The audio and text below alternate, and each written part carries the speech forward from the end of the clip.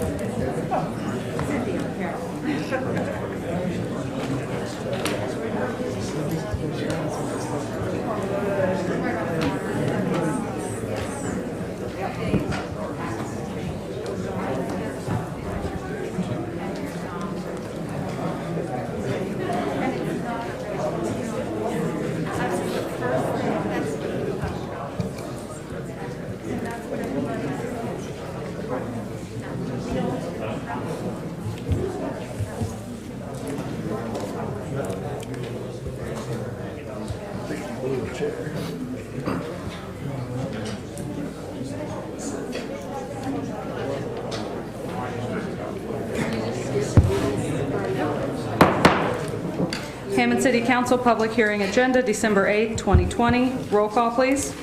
Councilman Leon. Present. Councilman Andrews. Present. Councilwoman Gonzalez. Present. Councilman DiVittorio. Present. Councilman Wills. Public hearing number 1, an ordinance to rezone 41.75 acres requested by Round Table Investments LLC from RS8 to IL in accordance with survey by William J. Bowden located at 2100 Industrial Park Road. Tracy Shalacy. I will note for anyone who's not familiar with the procedure here, first we're going to have a public hearing where people get up and they can say what they want to say. We do have a 3-minute time limit as per the agenda, and then we don't actually vote on it till later on in the meeting, just so everybody's clear on that. Tracy. Good afternoon, Council. So I'm here to present the Planning Commission's recommendation for this rezoning of the property of 41 acres. It's at the corner of Industrial Park and Vineyard Road. This property was annexed into the city in 1998. It was zoned as the default zoning. At that time, when you didn't designate a zoning for a piece of property, the city ordinance allowed for you to just default zoning to the zoning that it is today. A little bit about the property itself. It's huge and it's got a lot of live oak trees there. It's a very pretty piece of property. Industrial Park Road was actually developed around 1984 because of an Urban Development Action Grant, because some jobs came through the Del Champs warehouse and the Eckerd's warehouse. That also extended some water lines along Industrial Park, and it allowed some of the residential areas to get city water. The Planning Commission actually approved a conceptual site plan for the proposed development. They've also added some things to that site plan, which that developer has addressed and added to that site plan. I think you guys have seen that. They've added some conditions like lighting, green buffers, the 500-year drainage design, no traffic to exit on Vineyard except for emergency vehicles. They also addressed some conditions to their rezoning, which you guys have a copy, a list of those conditions. So the Zoning Commission has a responsibility to make a recommendation per the state and the Unified Development Code, and they forward that recommendation to the City Council for their final decision. The Commission not only considers local codes, but state and federal regulations and policies when they make their recommendations. The Zoning Commission has made a recommendation to approve this rezoning request from RS8 to IL with conditions. Like I said, you guys have those conditions. I'm not going to list those for you. They're lengthy. They also base their recommendation on different things that they research. The master plan, the FAA, and they both discourage residential development near the airport. There's documentation from FAA and the National APA showing noise sensitivity land use areas like schools, churches, residential areas should be discouraged near airports. These areas are exposed to high levels of aircraft noise and jet fuel emissions. Current flight paths show direct flight over this property, and you have numbers for our increasing traffic over this property for our airport. According to FAA and state local governments are directly responsible to ensure the land use and planning and zoning development activities in the area are consistent with the objective ensuring lands that are compatible with present and projected aircraft noise exposures in the area. Local governments have a legal authority to impose land use controls through zoning. Airports can be held liable for airport noises and damage without effective land use planning and zoning. This could increase the airport's liability.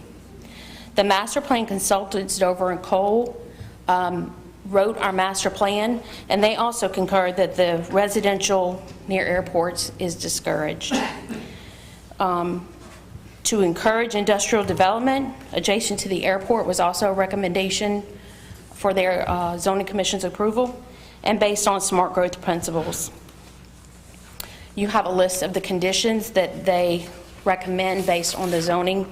There were some additional comments based on some chemicals to be used that they ask if this is to be approved, please consider the conditions that they set forth in their approval. Okay. Any comment now from the council? We'll open it up to public input. So if you'd like to come forward, state your name and address for the record, and you have 3 minutes. And I ask that you address the council.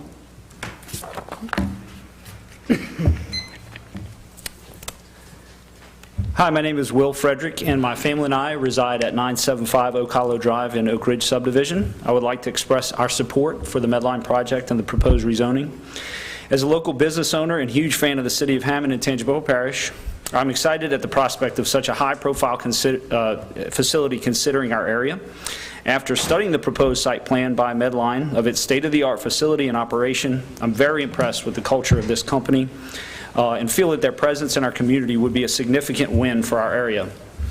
As a supporter of business development, I see this project as falling right in line with the direction that our great city and parish are going. And if the economic projections are even close to reality, people will be talking about this great win for years to come. As a close neighbor, I was initially concerned about traffic, noise, and drainage. After understanding what Medline is proposing and seeing how they've responded to neighborhood concerns, my fears have been more than alleviated. I am blown away at how proactive Medline's community outreach efforts are and how far they seem willing to go to ensure that they are great neighbors and improve everything surrounding them and far exceed the minimum requirements. I can understand my neighbors' concerns. Whenever a change of this magnitude comes to your area, there is and should be a cause for concern and an opportunity to ensure that the project will not negatively impact our citizens. The robust response from our neighborhoods has vastly improved the scope of this project by the increased commitments we've seen from Medline as they seek to be the best neighbor possible and not just counteract any possible negative impact, but seek to solve problems that were actually here before they got here, such as flooding and traffic. It is a testimony both to our democratic process and to the character of this company. Specifically concerning property values, as a longtime top-producing realtor in our community and also having made a significant investment in my own home in the neighborhood, I am convinced that if there is any negative impact, and I don't think there will be any, it will be more than outweighed by the great good that Medline will bring to our community, both in their immediate investment in our area with a 500-year floodplain mitigation and $500,000 worth of traffic circle, the form of direct and indirect jobs, supporting industry investment, tax dollars, and maybe most importantly, setting the tone and standard for future site selectors wishing to relocate to our growing community. As for the site itself, I've heard many say, why here? Can't they find a better place? I understand that Medline has considered 30-plus sites before deciding on this one, but my support for this site is more selfish. I believe that the next most logical occupant of the site would be a large tract home subdivision that would be required to do only the bare minimum, 100-year floodplain mitigation and virtually no traffic mitigation for what would probably be a 500-plus car per day traffic. No traffic circle, no 7-acre retention pond. I don't think it's an option for this to remain an open field forever, and I think it's most pragmatic to look at this project as the best of all possible solutions or alternatives. For these reasons, I'd strongly encourage each of you to vote in favor of the proposed zoning. We have elected you to look out for the best interests of our community and to help plan for the long term for us as citizens. Many are watching to see if we will send the message that Hammond is willing to be in business with companies of this caliber and to seize this opportunity to score a big win for Hammond. Thank you for your service and for considering this project. Thank you.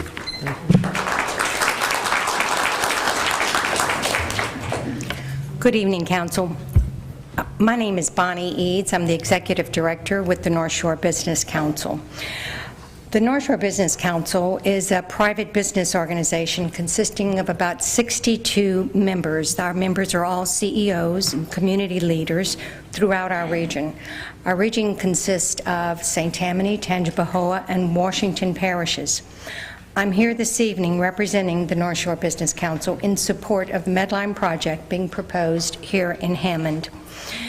As you all probably know, in 2019, Medline initially made plans to build an 800,000 square foot distribution center in St. Tammany Parish in an unincorporated area of Covington off of I-12 and Highway 1077.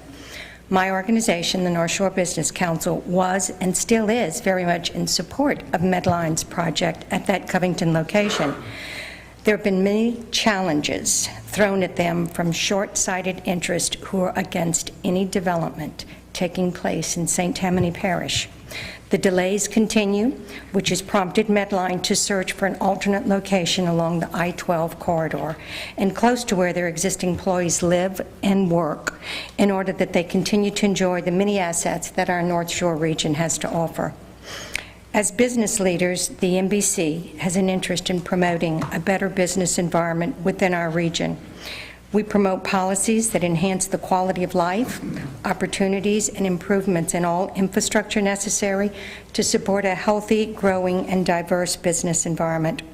It is for this reason the NBC believes that bringing the expansion of the largest privately held manufacturer and distributor of medical supplies in the United States here to our North Shore region would create a substantial positive impact. Let's talk about job creation. The Medline project here will create more than 150 well-paying jobs within the next 3 years and up to 450 jobs once the Medline hits full capacity. The job opportunities for our students out of Southeastern University and the North Shore Technical and Community College is immeasurable. We need to stand together and support clean industry and jobs for our future homeowners and their family. Add to this the positive revenue impact to our schools, libraries, parks, fire districts, and other quality of life enhancements that make this area so desirable today, with an increase in revenues collected from ad valorem taxes paid by commercial developments. We appreciate the positive impact this project will have on the economy and our quality of life here on the North Shore. These are the same qualities that Medline also appreciates, which is why they have selected to grow here on the east-west I-12 corridor. Let us not ask them to leave our region by denying this rezoning application. We'd like to thank the council for taking the time and hearing the North Shore's position in this matter. Thank you. Thank you.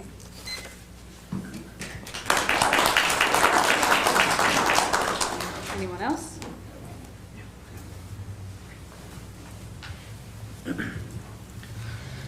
Good evening. I'm Bob Ellis. I represent many of the constituents and neighbors behind me wearing red today who bought their forever homes with the seeking a place of peace and tranquility away from the hustle and bustle, and they could never have contemplated that they would have to be defending their homes and properties from a neighboring light development industrial development, which is taking place today. And I think it's interesting that I heard that this project should be going forward, and it's not that my clients are against development. They're against development that hasn't been studied and thoroughly thought out, which is what you have here. This process has been expedited considerably. And in turning to where I think this is going, the Louisiana Supreme Court has stated that the purpose of zoning is to reduce or eliminate the adverse effects that one land use might have on another. Respectfully, there's been no traffic studies. There's no studies regarding flooding. There's no studies regarding noise. These are fundamental development studies. Why haven't they been done? If they've been done, then my clients could have some confidence that it's really not going to impact them, and they're actually the next door neighbors to this development. I've got this map that one of my clients produced, which is fantastic, and I think it's a great representation of everything, because all the green is actually residential, and the pink, which was residential, which was your proposed project, stands out. It kind of looks like a spot. Well, that's because it's considered spot zoning, because it's changing the zoning of what was residential to light industrial. Spot zoning is illegal for the very reason my clients are arguing and having to engage an attorney to defend this, because they bought their property with the promise of that property being similarly situated to theirs. They're not against development. They're against reckless development. So if you can't vote no today, then vote to defer it and get the studies in to actually demonstrate to my clients that you really are about the people. Thank you.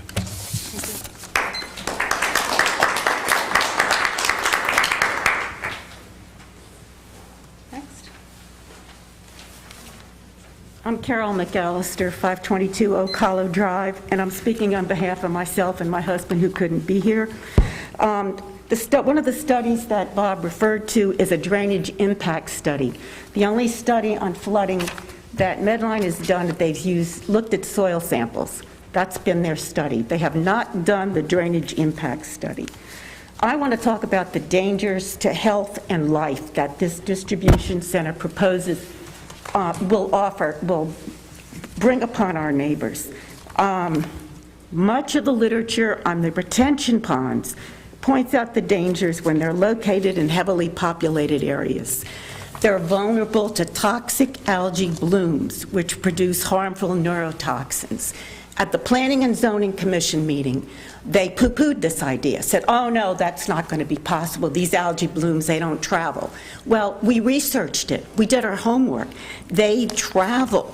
Recent research has shown that the airborne particles can travel more than 1 mile. Simply inhaling the neurotoxins is alone enough to cause the problems of exposure to these blooms. What are the problems? Asthma, allergies, kidney damage, neurological distress, liver tumors, and even death. This is not an exaggeration. This is real. We have done our homework. Other dangers to our health. Drownings. The side slopes and retention ponds are steep and notoriously slippery, making exit extremely difficult, a real problem for children. Last summer, 4 young brothers went to a retention pond in the neighborhood to release a turtle. 3 of the boys struggled in the pond, 2 were saved, and the 12-year-old drowned.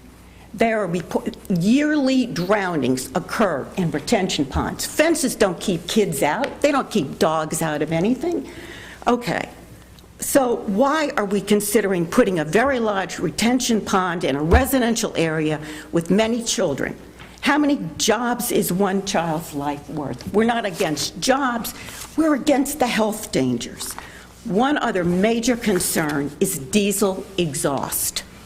This is a creation of a death zone. Recent research at UCLA has shown that diesel exhaust particulate matter can travel up to a mile. This particulate matter can deposit deep in the lungs, increasing the risk of cancer, asthma, and heart disease. Experts, this is a quote from the LA Times, experts are most concerned about people living near warehouse distribution centers and other freight corridors. Asthma rates, cancer risk can be so elevated that physicians have labeled it the diesel death zone, living within a mile of this truck. Diesel idling is one of the major contributors. Truck drivers leave their engines on while they're waiting for their turn for their truck to be loaded or unloaded, or trying to rest after a long drive. Leaving the engine on allows for air conditioning when it's hot or the heater on when it's cold. Medline has addressed, and I'm speaking for both of us, so can I just... Sorry, it's only one person. Okay. One So, 3-minute session. Bottom line, there are real health dangers, and thank you for hearing this part of the problem. Thank you.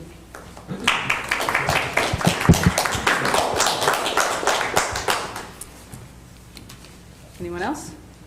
At this here time, excuse me for being late.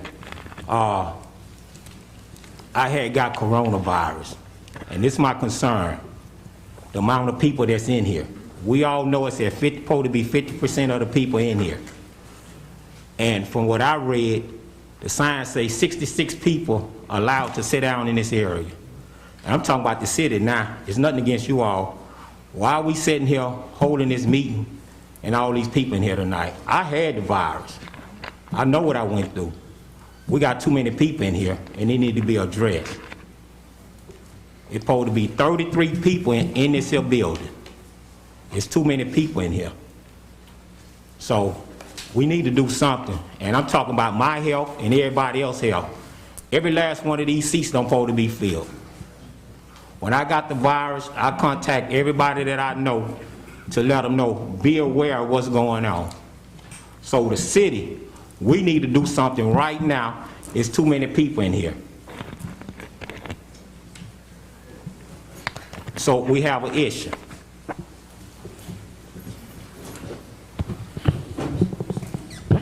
From what I see, everyone that's in here, for the most part, has a mask.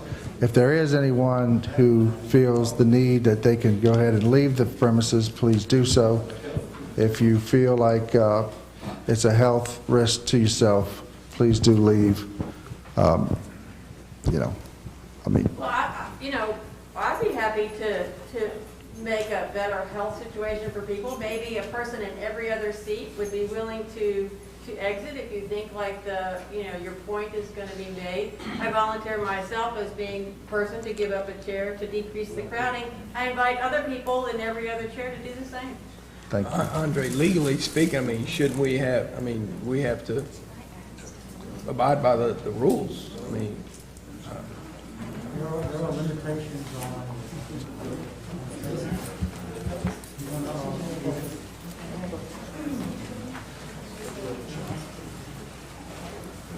Let's see how many people leave. Yes. May I make a suggestion? Sure.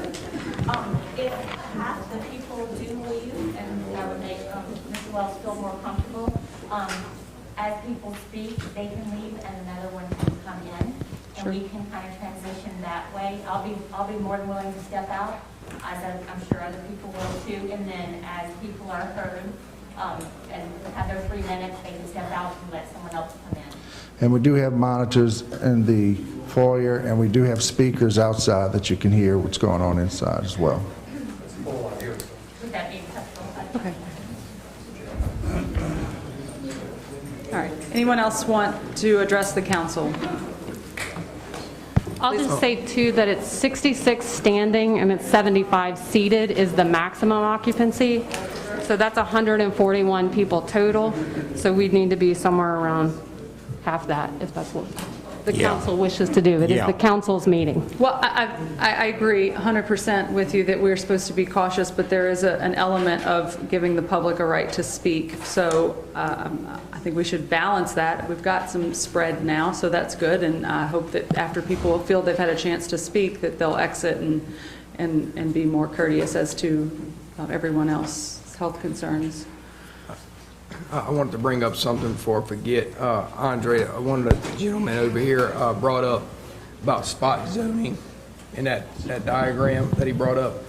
Do you feel like there's some concern on that issue with he brought up that point to us? I haven't studied the diagram, but there are properties along Industrial Park Road, I think they're zoned commercial. It is unusual. Andre, use your mic. There are properties along Industrial Park Road that are zoned commercial.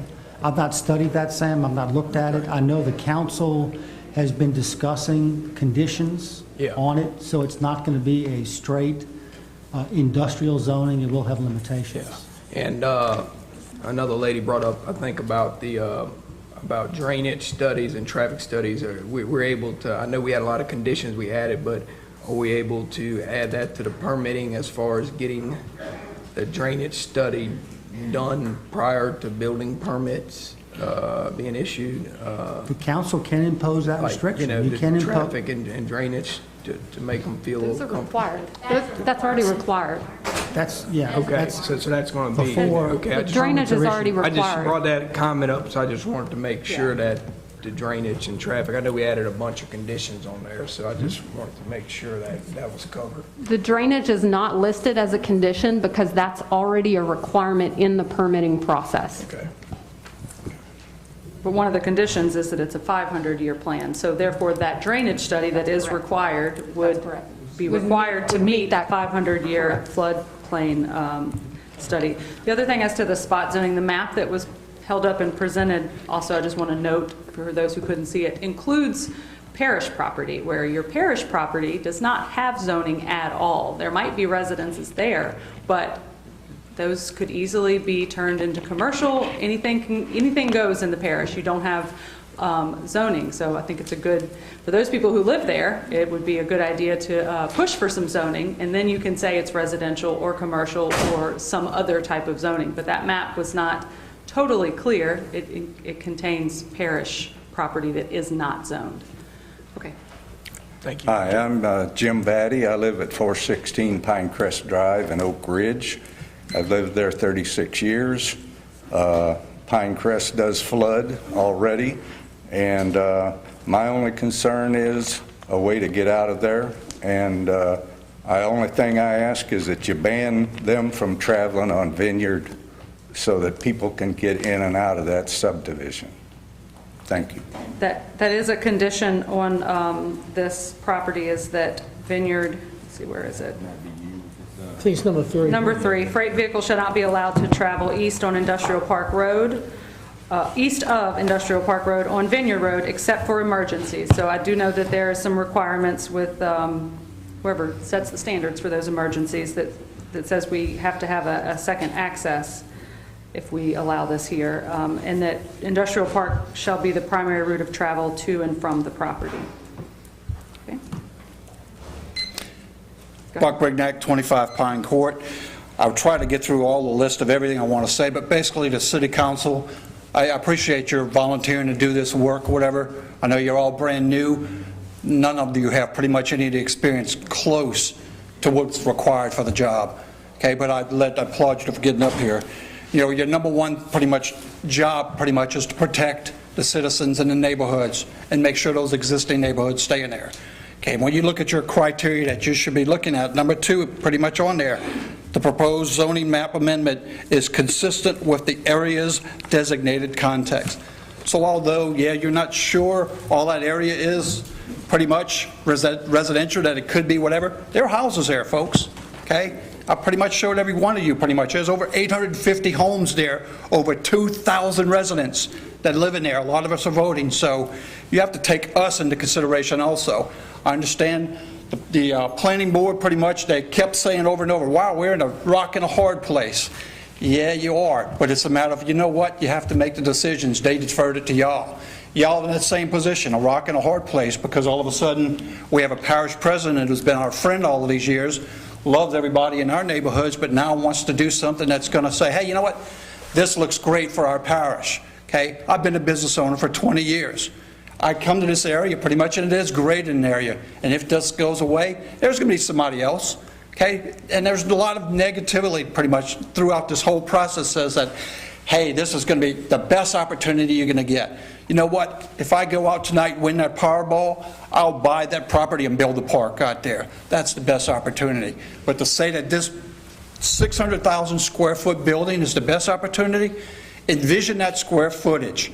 A football field, okay, end zone to end zone, sideline to sideline, 10 football fields, and it would still need to be bigger, a little bit more than that to make that 600 square foot. So, you know, I'll leave it on a note pretty much. My grandkids, my kids all know my favorite time of year, Christmas time. My favorite movie, It's a Wonderful Life. Okay, and I love George Bailey doing a lot for his community, even though there's a curmudgeon old, crafty old rich guy who wants to turn pretty much that area into his own Pottersville, okay, instead of what it is. That's the way I see my neighborhood over there. Okay, and from now on, pretty much, if this goes through, I'm sorry, Robbie, I'm sorry, Mr. Hoover, I will call you Mr. Potter when I address you from now on, because that's the way our community is going to envision what you're doing, our community, and saying, you know what, this is the best opportunity for us. No, we moved out there because we wanted quality of life. We have it. We have a resurgence of our kids and grandkids moving back there and building in those neighborhoods because it's a wonderful area. It's a neighborhood, okay? Even though there's an airport there, there's airports everywhere, and it just, we had to have that balance. You have to remember the voters that voted for you, put you in there to protect our quality of life. Thank you.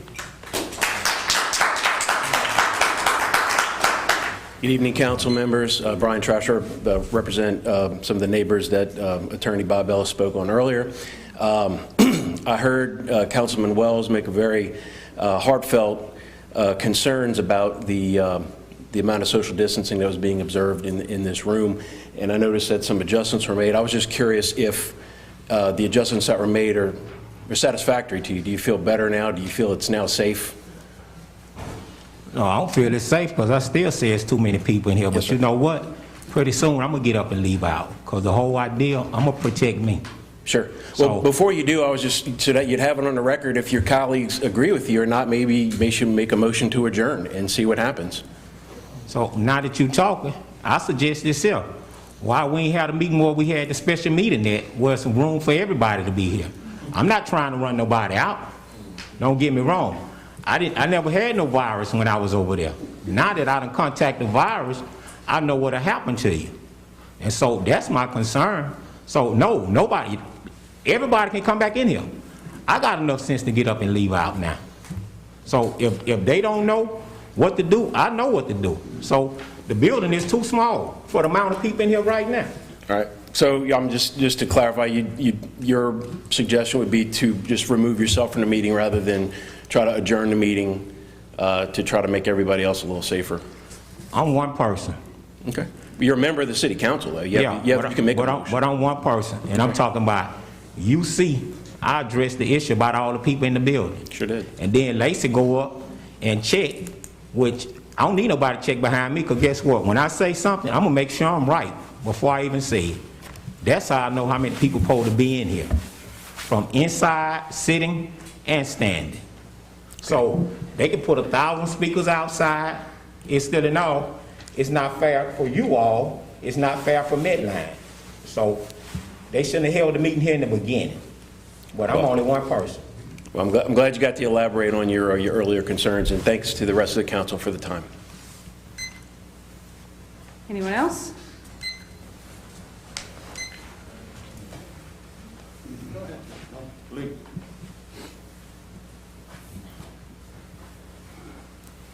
name is Steve Heiser. I live at 156 Oak Hollow Drive. My concerns about this location are the fiduciary responsibilities of the city.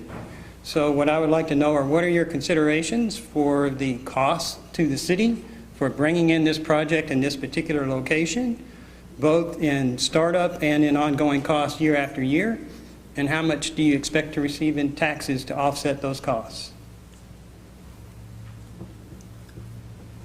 I think there's some literature out there. I don't know how to put my finger on it right now. Lacey, do you have any insight into that? Estimates of cost to the city? Or I guess you're at what cost to the city, I don't know, but you asked something about what benefit to the city. Right, you have a fiduciary responsibility to operate on a balanced budget. So will this cause you to change some other projects in order to fund something for this project? Okay, that's a good starting point. Are we funding anything for Medline? No, we are not funding anything specifically for Medline. We do know that the traffic study will probably result in infrastructure that will be needed. We have already had talks with Regional Planning Commission out of New Orleans for transportation funds. We have also had talks with the parish and with the economic development group out of Baton Rouge, the LED. There are economic development assistance grants that can also help with those infrastructure installments. That's what we've actually used in the past for major projects that have come in. And those can be made year-round at any time. So the application process is much faster than a typical grant turnaround. So right now, we're currently running about a $1.5 million ahead of our budget in terms of sales tax, which is unheard of. We're usually not in that place, and that's based on through receipts of October, or how they're budgeted in our budget. So right now, we have $1.5 million in sales tax surplus that could go to additional things if that should be needed. But what we're going to count on is grants first. We're going to count on the contributions of Medline, who has stepped up and said that they would be transferring their $500,000 grant from the state directly to the city for infrastructure improvements. And they're contributing $200,000 to move the drainage project up in the capital outlay program that does improve the drainage in that area. So that drainage program is quoted at $340,000? That's correct. Where's the city council going to fund the other $140,000 and what's getting shortchanged? We were already funding the whole thing. So this is, Medline is giving us $200,000 for something that was already within our 5-year capital outlay. True, but Mr. DiVittorio said it would happen next year. It's not in your current plan to happen next year. Because we have to amend the budget, because it is in the 5-year plan, and now we have funds. That's my question. How will you change the budget? What does not get funded in order to get that $140,000 for the drainage project?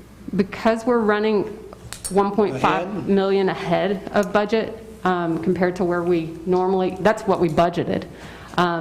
In comparison to where we normally are at this point, we're usually in the red at this point. We're usually not in the black.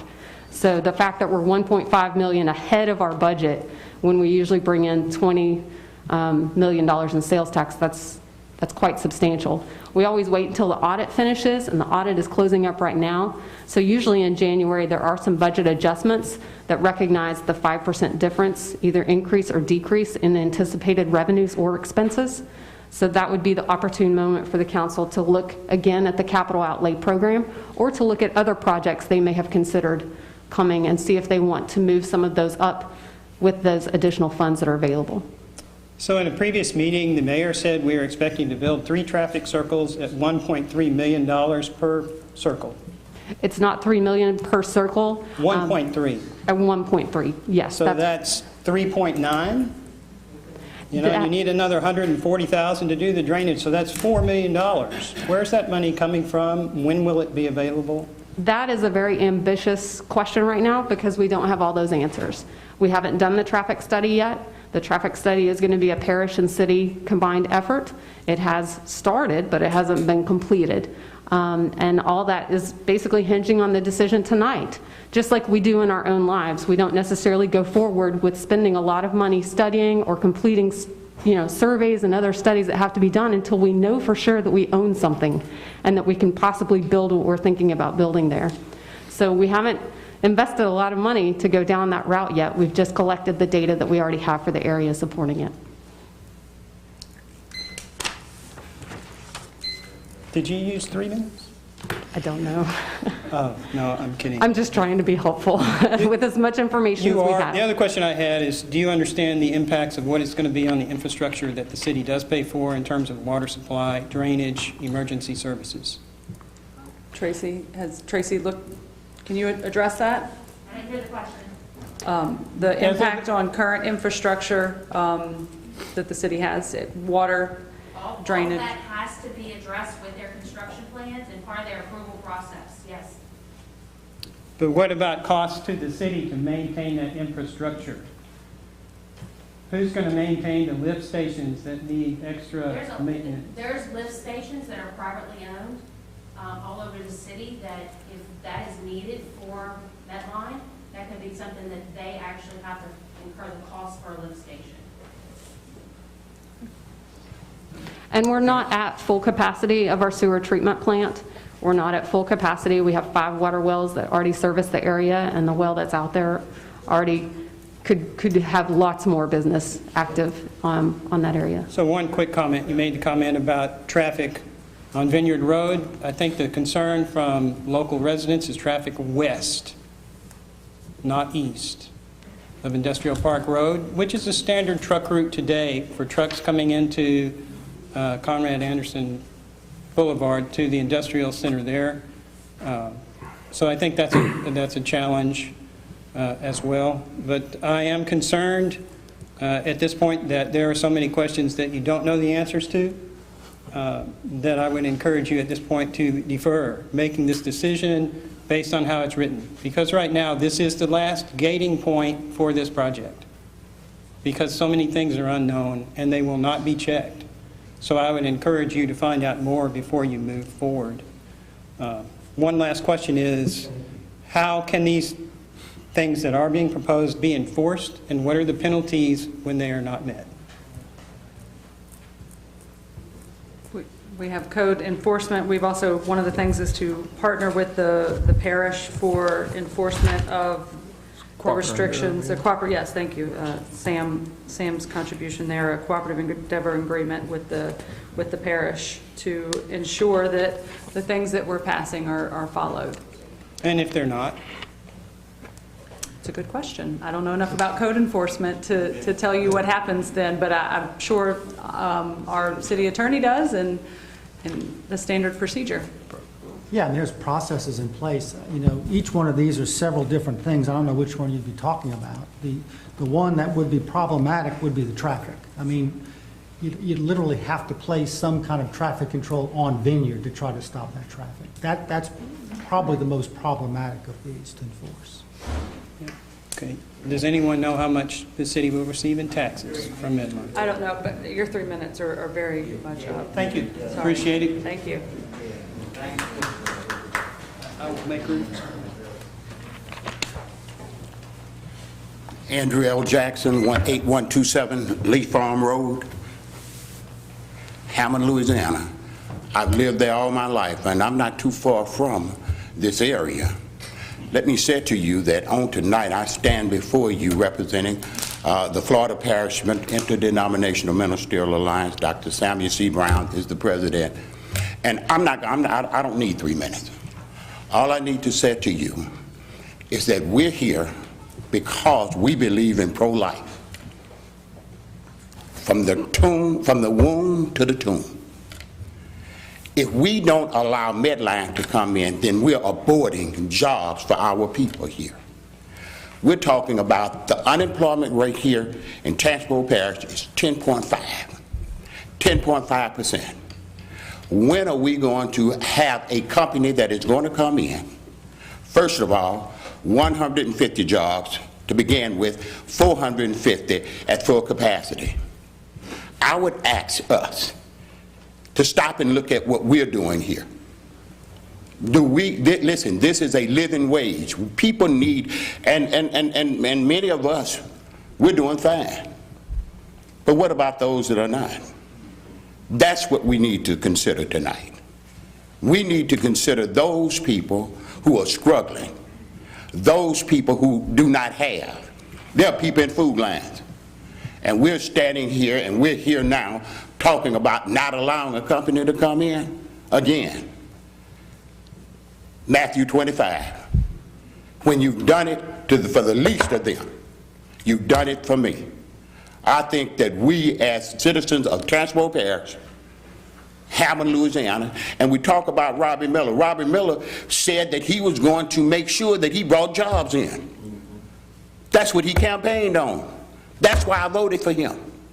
And that's why I stand with him right now. And I said to this council, please, please, look at what we're doing. Again, let's not abort this. If we say we're pro-life, let's really be pro-life. From the womb to the tomb. Thank you. I have a question. Reverend Jackson. Reverend Jackson, I have a question. I don't think nobody up here, and it's just my opinion, is against Medline. But I think the problem that we have, that you say Tangipahoa Parish, right? I heard you say Tangipahoa Parish, and I heard you say Hammond. We can't expect Medline to save Tangipahoa Parish and save Hammond. We have to save ourselves. And I say this here because this is what's going on with me right now, and this is what I've been dealing with. Tangipahoa Parish, how many people that you know work for Tangipahoa Parish and make the same amount of money that Medline plan on paying? Well, and that's a good question. First of all, and that's something that I'll go ahead and I'll address also. Medline this is a living wage. That's what, and that's why I'm so for Medline, because it's a living wage. That's what I'm talking about when I talk about us being pro-life. We need to make sure that, and that's Medline is one issue, and I think right now, Councilman Wells, what we need to do is you and I need to get together. We need to talk about that issue, because this is a separate issue. Yeah, no, what I'm saying, I know it's a separate issue, okay. But what I'm saying is, I have nothing against Medline. Okay. I have nothing against Tangipahoa Parish. Okay. I have nothing against Hammond. Okay. But we need to make sure that we take care of ourselves. Tangipahoa Parish ain't paying, what you say, a living wage? What you say? Medline, a living wage here in Hammond. Yeah, but I'm saying Tangipahoa Parish not paying a living wage. The city of Hammond is not paying a living wage. And I'm going to tell you why I say this here.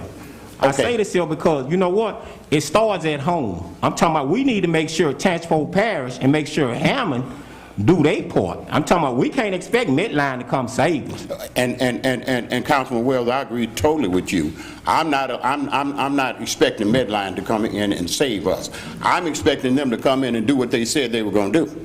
That's what I'm expecting. I'm expecting them to come in, pay a living wage, and for people to be able to, first of all, and not only a living wage, school. They have a college fund. Some of our people just don't have the monies to go to college. You know that. 401k, insurance. People do not have that. That's what this company is talking about doing. Maybe they can rub off on everyone else. Can I get an amen anywhere?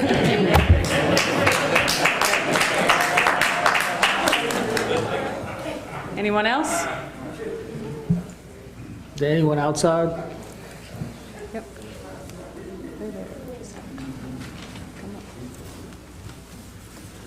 Good evening. This is Rick Sedberry, 17317 Churchill Drive. I'm here on behalf of the Greater Hammond Chamber. The Greater Hammond Chamber of Commerce strongly supports the request by Roundtable Investments, LLC, to rezone 41.75 acres from RS8 to IL, located at 2100 Industrial Park Road. As a leader of and catalyst for strategies and services which promote economic vitality in the Greater Hammond area and Tangipahoa Parish, the Chamber supports efforts to attract new businesses that will provide good-paying jobs, operate with the highest of industrial standards, and be invested partners in the positive growth of our community for years to come. These priorities have been affirmed time and time again by our 640-plus members, representing more than 20,000 employees. The Chamber is aware that the rezoning request has attracted the attention of Medline Industries, and we believe they are a company whose values and goals aligns with those of our community. If this business opportunity becomes a reality for our community, we will entice other first-class businesses to give serious consideration to what our city has to offer and further Tangipahoa Parish's reputation as the destination for forward-looking businesses in Louisiana. Unfortunately, a no vote on the rezoning request will also send a message that Hammond and Tangipahoa Parish are neither ready nor interested in having a world-class industry call our community home. So we are asking the Hammond City Council to vote yes in support of the rezoning request. Thank you. Thank you.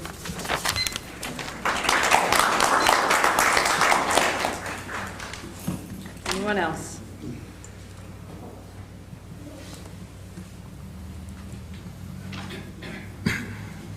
Greg Drude, 111 North Oak Street in Hammond. Will Frederick said it earlier. If this doesn't get developed commercially, it will get developed residentially. It would be wonderful if somebody won the lottery and was able to go in and turn that into a park or keep it just like it is, but the truth is that's probably not going to happen. So we have to look at what's the highest and best use for that property, and tract home subdivision is not it. If you look at the subdivisions that have been developed in Hammond over the last 20 years, it takes decades for them to fill up, unless it is a tract home subdivision where they're going in and basically building houses one after another. If you look at Oak Creek, it's still half empty. I helped do that 20 years ago. Oak Ridge is just starting to, it's full, and people are starting to tear down the old houses and build new ones there. Rivercrest, Big Lot subdivision, is just getting full now, and it's 25 years old. If the tract home people come in there and build it, it's going to be just as much traffic. It's not going to be the 500-year floodplain. It's going to be a 100-year floodplain. They're not going to give the $200,000 for the Oak Ridge sewer development. We're not going to have the retention ponds that will help with the drainage for all of the neighborhoods that are in that area. We're not going to have the money for the infrastructure for the roundabouts, and we're still going to have the traffic. I know this isn't an ideal situation. You're in between a rock and a hard place, but you're going to have to make a decision whether we're going to move forward or we're going to wait for something that's going to come that's going to be much worse than what this is. Much worse. And I hope that y'all vote yes. Thank you. Thank you. Next.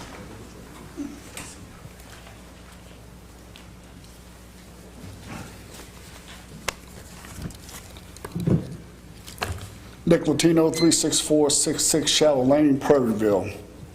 I'm the Director of Operations for Medline in Covington and our new facility in Hammond. Been there for over 11 years.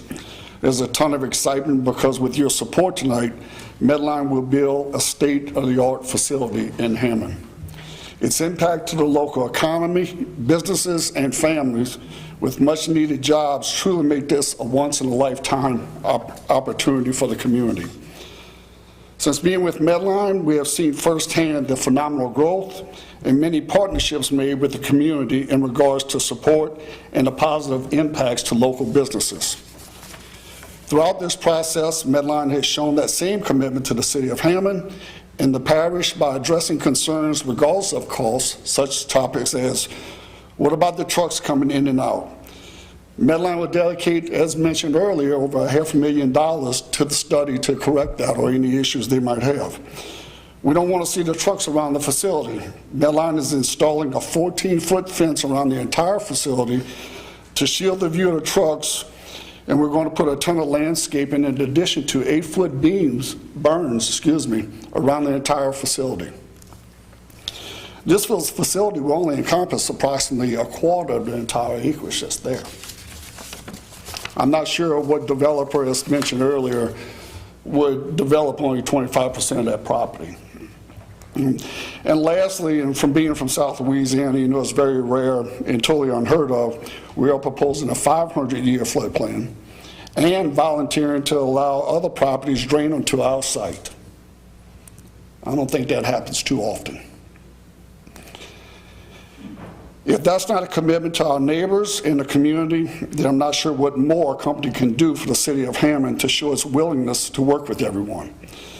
I also do want to take time for the 68 individuals who are presently employed by Medline, the majority of which have made Medline their career with the company and been with us for many years. These 68 team members support 68 families. Some currently live in Hammond or in the parish itself. Your decision tonight will have a direct impact on their future and impact their families. Yes, it's tremendously exciting of what the future holds with Medline coming to Hammond, but let's not forget what's at stake for those families who are already working for this family-owned company. In closing, we at Medline in Covington and Hammond would like to thank all of you for the support we received from the city and the parish, the Rotary Club, Superintendent of Schools, as mentioned earlier, the Chamber of Commerce, and NAACP, Dr. Brown and Pastor Jackson with their organization, Senator McMath, and Parish President Miller. Your public support for this project has been phenomenal, and we want to sincerely say thank you. And we ask for your support. Thank you very much.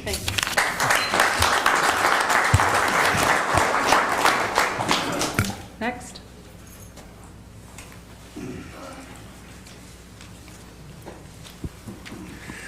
Good evening, Council. My name is Elliot McCoy, 521 Huseman Lane, Covington, Louisiana. I am the oldest member that works out of both branches. I am the oldest member that works for Medline in this area. And it is an honor and a pleasure to work for a company that is true to their word. This is a great problem for Hammond to have, to be able to bring in a company that will support you, not now, but in the future. Long after you're gone, Medline will still be here taking care of our families. I'm asking you to consider allowing Medline to come to Hammond. I'm disappointed because I live in St. Tammany Parish. St. Tammany Parish taxes are higher than any other parish in the state of Louisiana. And we have to make up the tax dollars that we possibly will lose to you. So since money doesn't grow on trees, we're going to have tax incentives, we're going to have millage increases whatsoever. But if you allow this to come here, then you can be on the cutting edge of what you can do and the things that you can do. You can buy police cars and fire trucks, and you can redo your water system at no harm and no stress, and you don't even have to go to the people to ask for an increase. So what I'm telling you is that the golden goose is at your door. All you have to do is let him in. Thank you.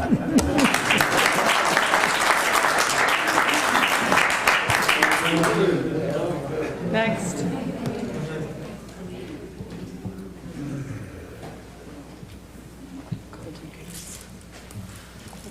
Good evening, Council.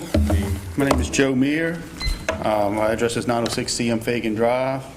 I'm here on behalf of the North Shore Home Builders Association, and on behalf of over 800 members of the North Shore Home Builders Association, we'd like to convey our support for this project and support of Medline Industries' proposed expansion in Tangipahoa Parish.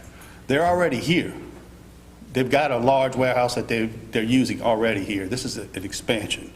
So tonight's meeting is about a zoning request on a piece of property on Industrial Plex Boulevard.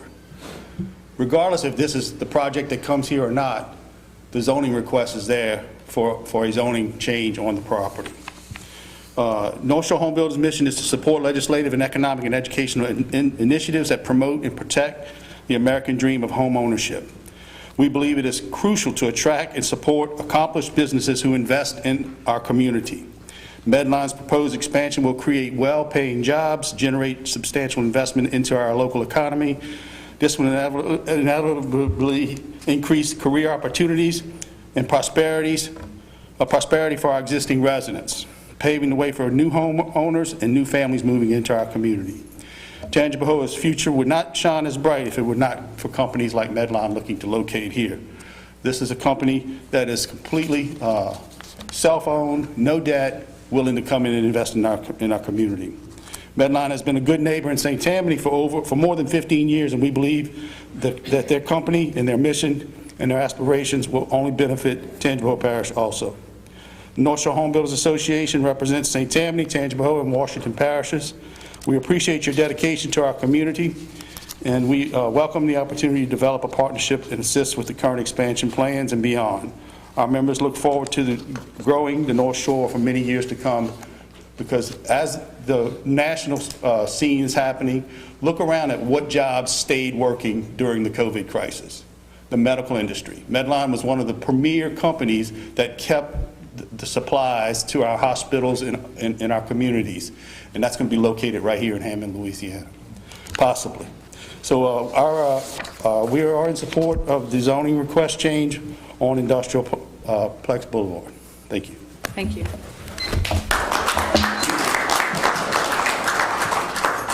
Anyone else? You want me to run outside? I'm sorry? You want me to run outside and double check? We got another one coming up, but yes, please. Do you have YouTube comments? Okay, we'll get to those in a second. My name is Mary Vassar. I live at 42173 North Hoover Road in Ponchatoula. I've been working with Medline for a little over a year now. I can tell you that they do take care of their employees, and they are very dedicated in what they're planning on doing for the neighborhoods, for the area where the facility is going to be located. I do want to address one of the concerns that one of the residents had regarding our truck drivers. Yes, it is true the truck drivers do have a tendency to spend the night in their vehicles. They do have a tendency, depending on the temperatures that they have outside, as running for air conditioning or for heating. And I speak from experience because I am a CDL holder. One of the things that I can tell you is that the likelihood of any of the drivers spending the night or spending any extended period of time at the facility would probably be unrealistic, simply because there would not be facilities available for them to use, such as restrooms, showers, and restaurants or food establishments. Those things are going to be more likely located at truck stops. Truck stops such as the one that is just down the road there on Airport Road, less than half a mile from a city park. A city park where their kids are playing their sporting events and being exposed to diesel exhaust. It's not as likely to occur on an extended basis at the facility because the truck drivers are more than likely going to show up in time to pick up their loads or drop their loads and move on. And that is basically all I needed to say on that. Thank you. Thank you.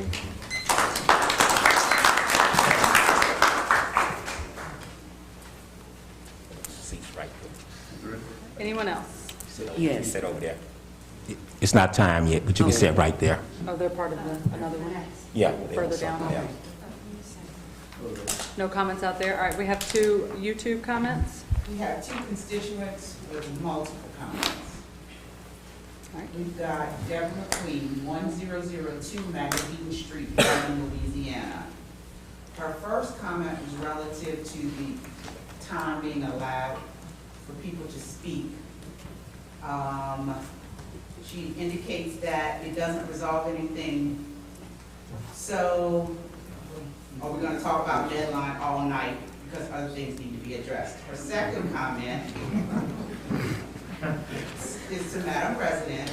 If you keep them on point, like you keep them to 3 minutes, we might get through the meeting with some things on the agenda covered before midnight. I feel you. Then goes on to say, she certainly hopes that when she's here to speak, that you'll let her go over her time.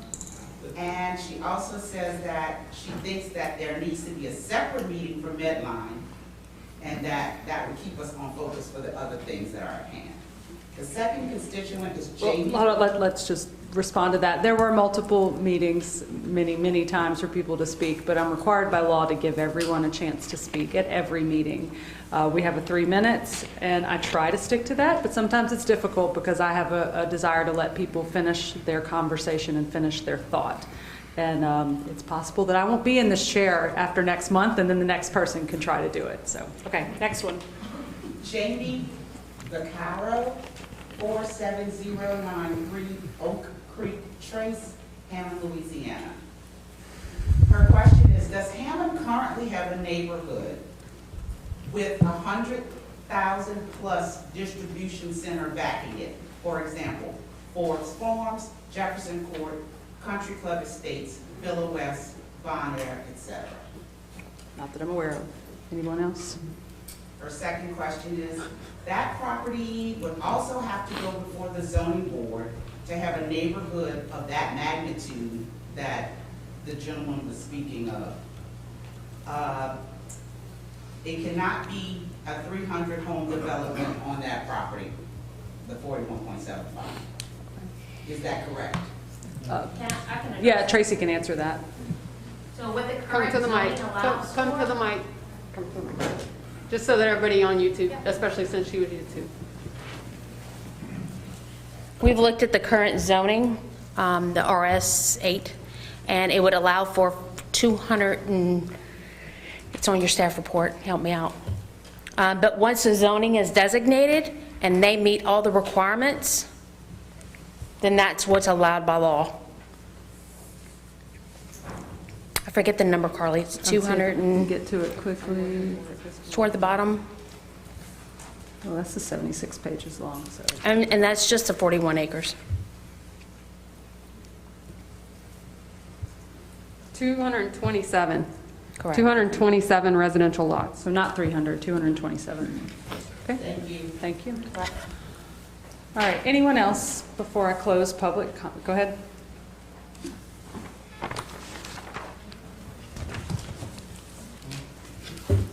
Hello, my name is Eldridge Palmer Jr., 18287 Sharon Drive, Ponchatoula, Louisiana.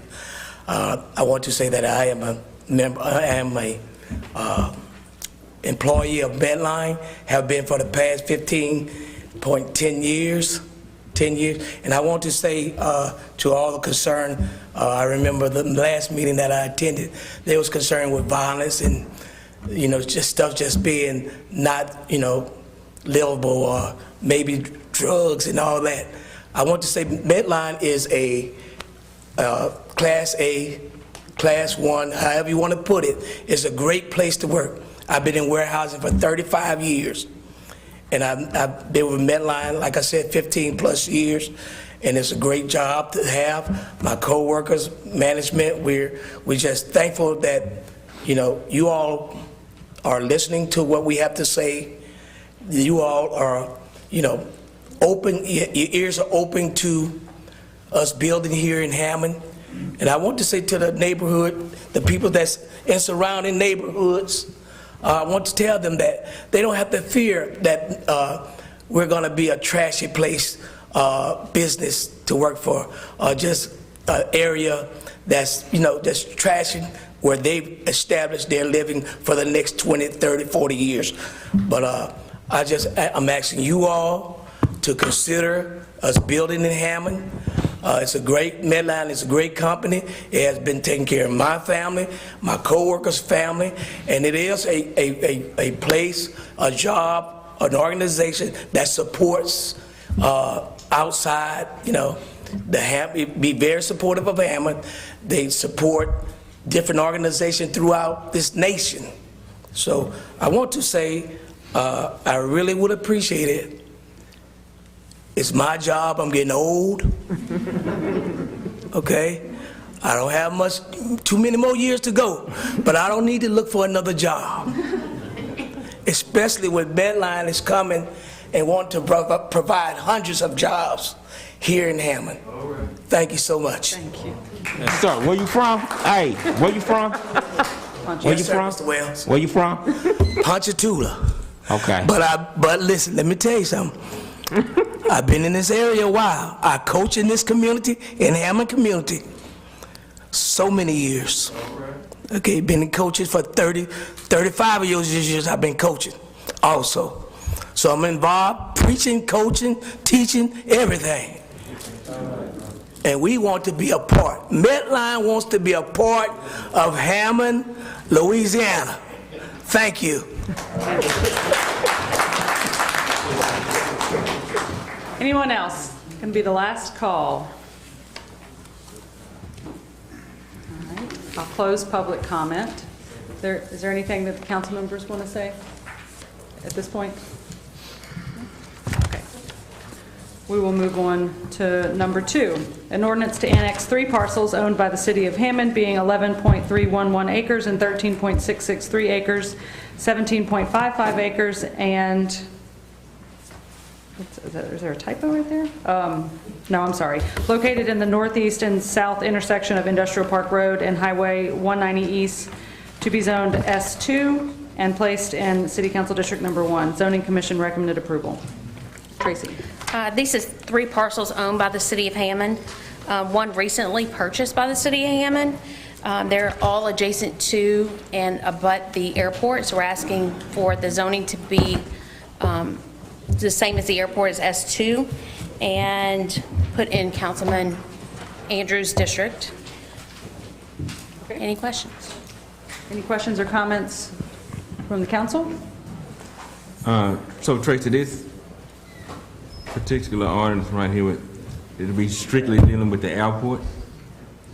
Yes, so anything that zoning would be S2, so anything that falls under that airport S2 would have to go through, yep. Anyone here on this matter for public comment?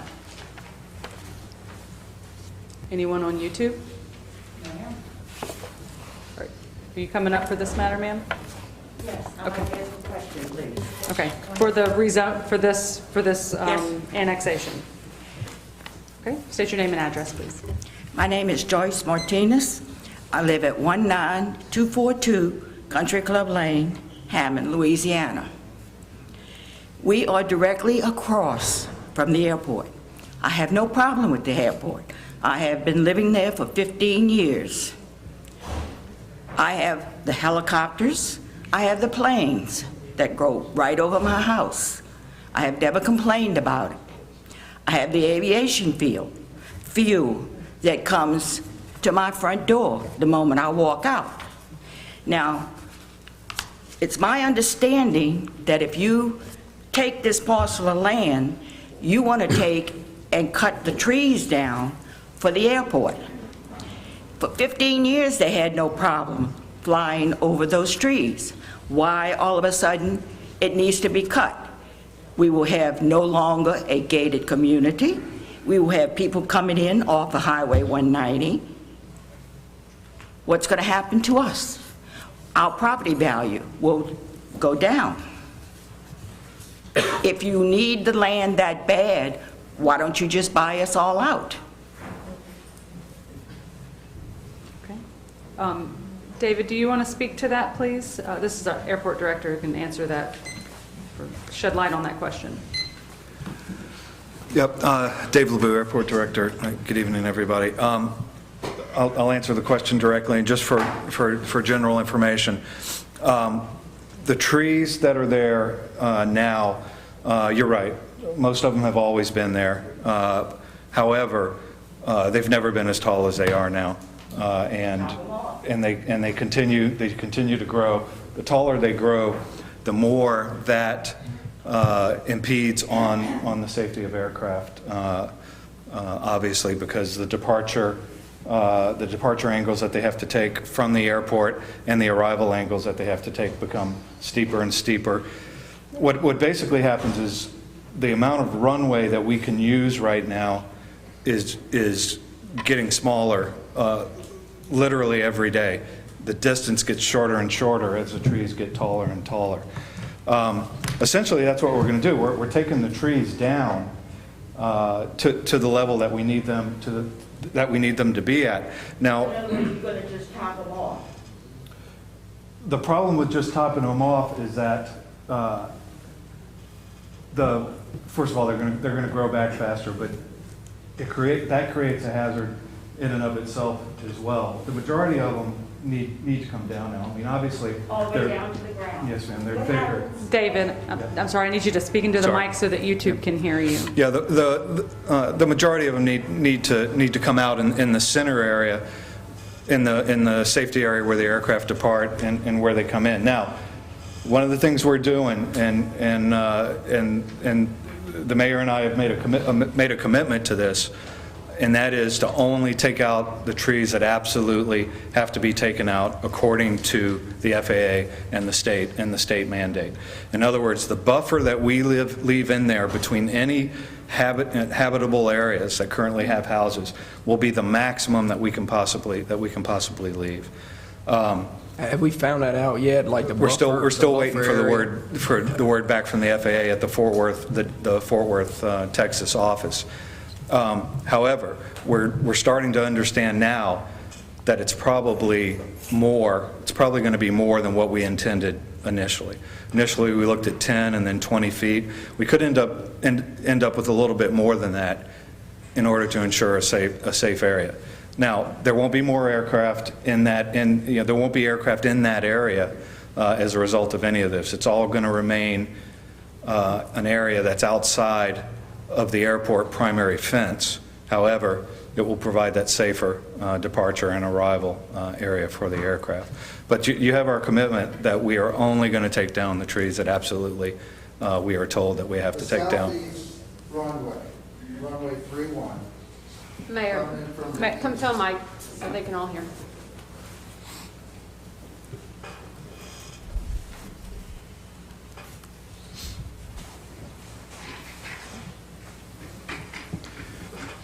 The southeast runway, which is at the corner of Industrial and 190, coming in from the east, is runway 31. When you're coming in, that particular runway, the end of the runway, has been displaced 700 feet. In other words, you can't land where you should be able to land here because the trees are so high. So they brought the runway there. So once these trees are cut, it will look like the land next to Piggly Wiggly and the land north of the airport on Vineyard, which will be just cut. There won't be anything on it, it'll be cut. The grass will be cut, it'll be clear.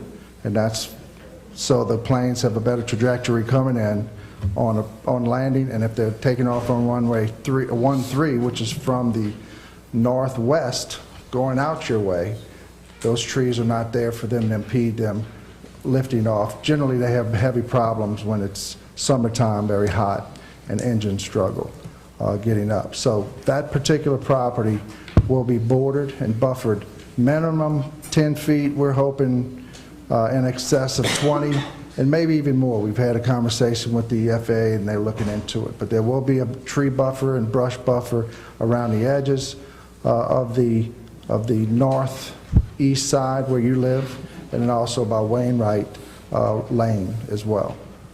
In other words, you're going to take from the airport up to Country Club Road. Wainwright Road. Well, Wainwright Road. So in other words, the track of... you have industrial, then the next street is Country Plain. No, we're not going that far, no ma'am. There's a, it's... You're not going up to Ed Lewis Place. No ma'am, it's a triangle. If you... So you just cut on, like this is the road you're going to cut on a triangle. Yes ma'am. From industrial to 190. Yes ma'am. Now I understand. You see, we were being told that all that was being cleared out. Well, it's being cleared from the square that they etched out that they said they needed is basically, but on your section where 190 is in industrial, it makes a triangle. So it does not go all the way. I can understand, because I know I've seen the planes. I mean, I sit in my yard and I watch the helicopters fly over. I watch the Cessnas take off. Yes, ma'am. I can hear planes at 10 o'clock at night. And I can set my alarm clock for 5:30 in the morning. Take it off to go to work. Yes, ma'am. I had no problem with that. My problem was that we were going to be there for everybody to just walk in off the street. Why are you paying for a gated community when they can just come in off of 190? And we are going to continue the fence line that the airport has now completely around that perimeter on all those properties. All three of those properties will be fenced in. Can you also do a little bit something about the fuel? I hate to be a pest, but sometimes it gets a little strong. And you're right. Believe it or not, that's a very pleasant smell to pilots and people in the aviation community. Even if you've been, especially if you've been with it. But I understand what you mean. It really depends on which way the wind's blowing. What I would offer is this: when you smell that, think of all the commerce that it's bringing in and out of the city. The aircraft, the large jets that are coming in and out, the people that it's bringing to our community, as well as in transporting them. Thank you, Dave. We're gonna move on. Is there anyone else that has a question or comment on this particular item? Anyone on YouTube? Yes. Yes, ma'am, one comment. Brent Ritter, 19254 Country Club Lane. Has the city decided on what type of fence would be put on the northeast side corner of 190 and Industrial Park after the trees are cut? Mayor. It's the same fence you see around the airport now. It'll be a thick gauge fence, metal fence. Thank you. Thank you. All right, if there are no other comments, I'll close public comment. We'll move on to number 3. An ordinance for expanded conditional use request by Bessie Hunter, owner, and Shanta Mack, applicant, to allow placement of a manufactured home meeting all code requirements located at 504 East Michigan Street, zoned RM2. Zoning Commission recommended approval with the conditions set forth in the agenda. Tracy. So we're asking for an expanded conditional use for Miss Betsy Hunter. She's the actual property owner, and her daughter will be the one living at this location.